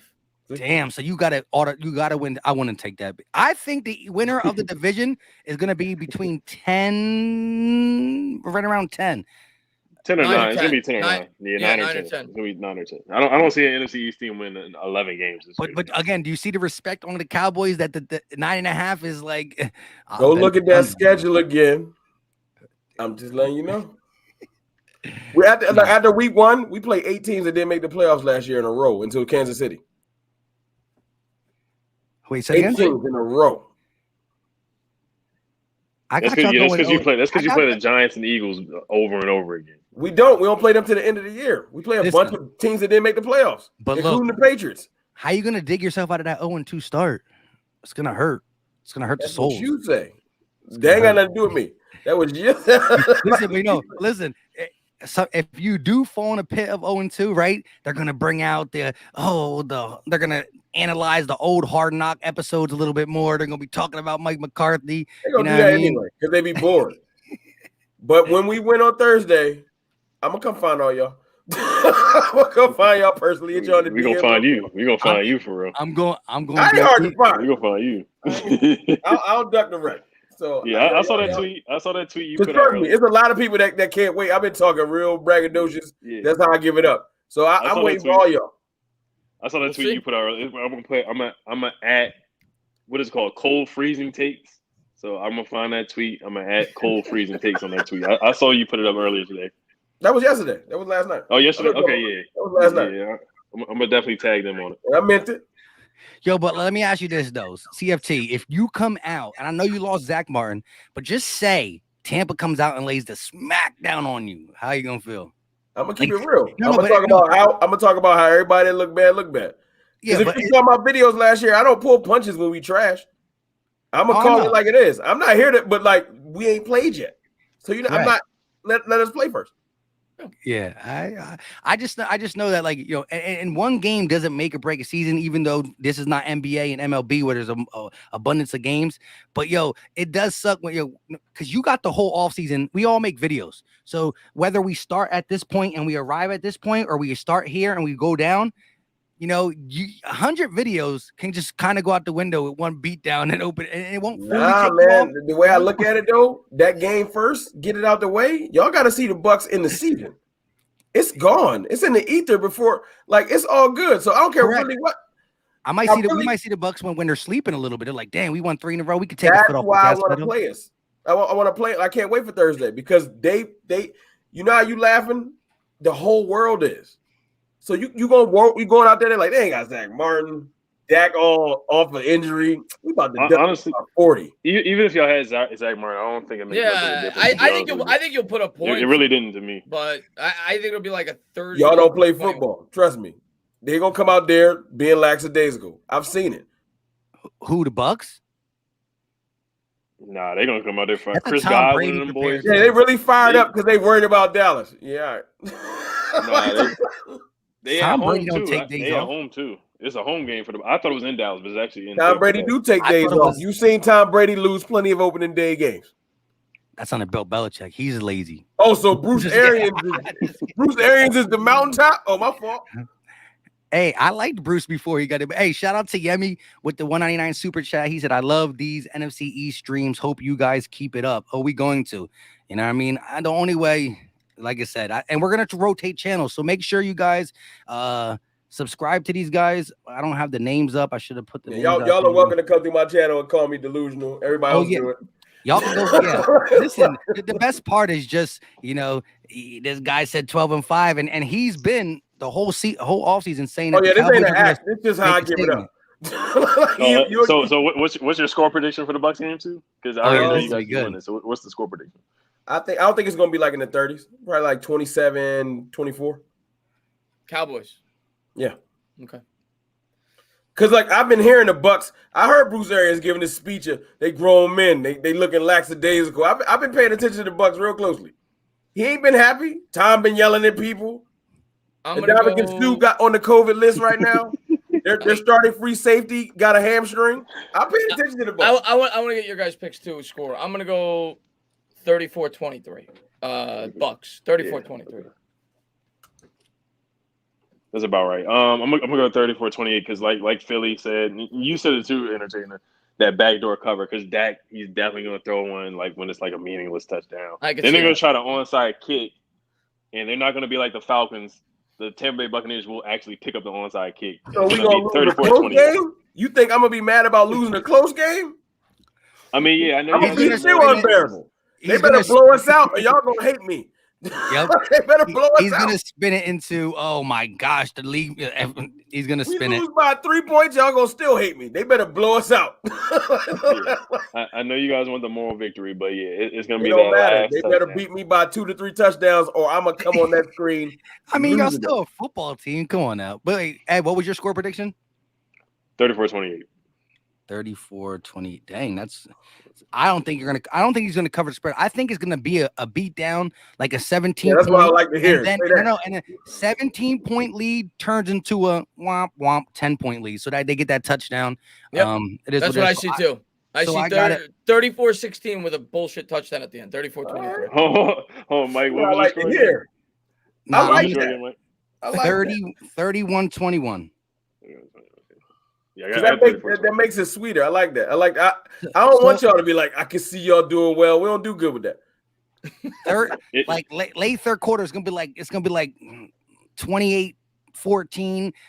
Tampa Bay Buccaneers kick a field goal in the early fourth, and then Dak and them get a drive like 5 minutes. They get it. They go for the onside kick, and Brady go ahead and kneel it down. Rojo and the crew running the ball right through the defense. I see Rojo. Parsons getting ran over by. I think this is gonna be an Antonio Brown kind of game. Honestly, I see AB going crazy. I think he's been locked in. I can see that. I see AB going crazy. AB washed. Who's your slot corner? No, he's not. Who's your slot corner?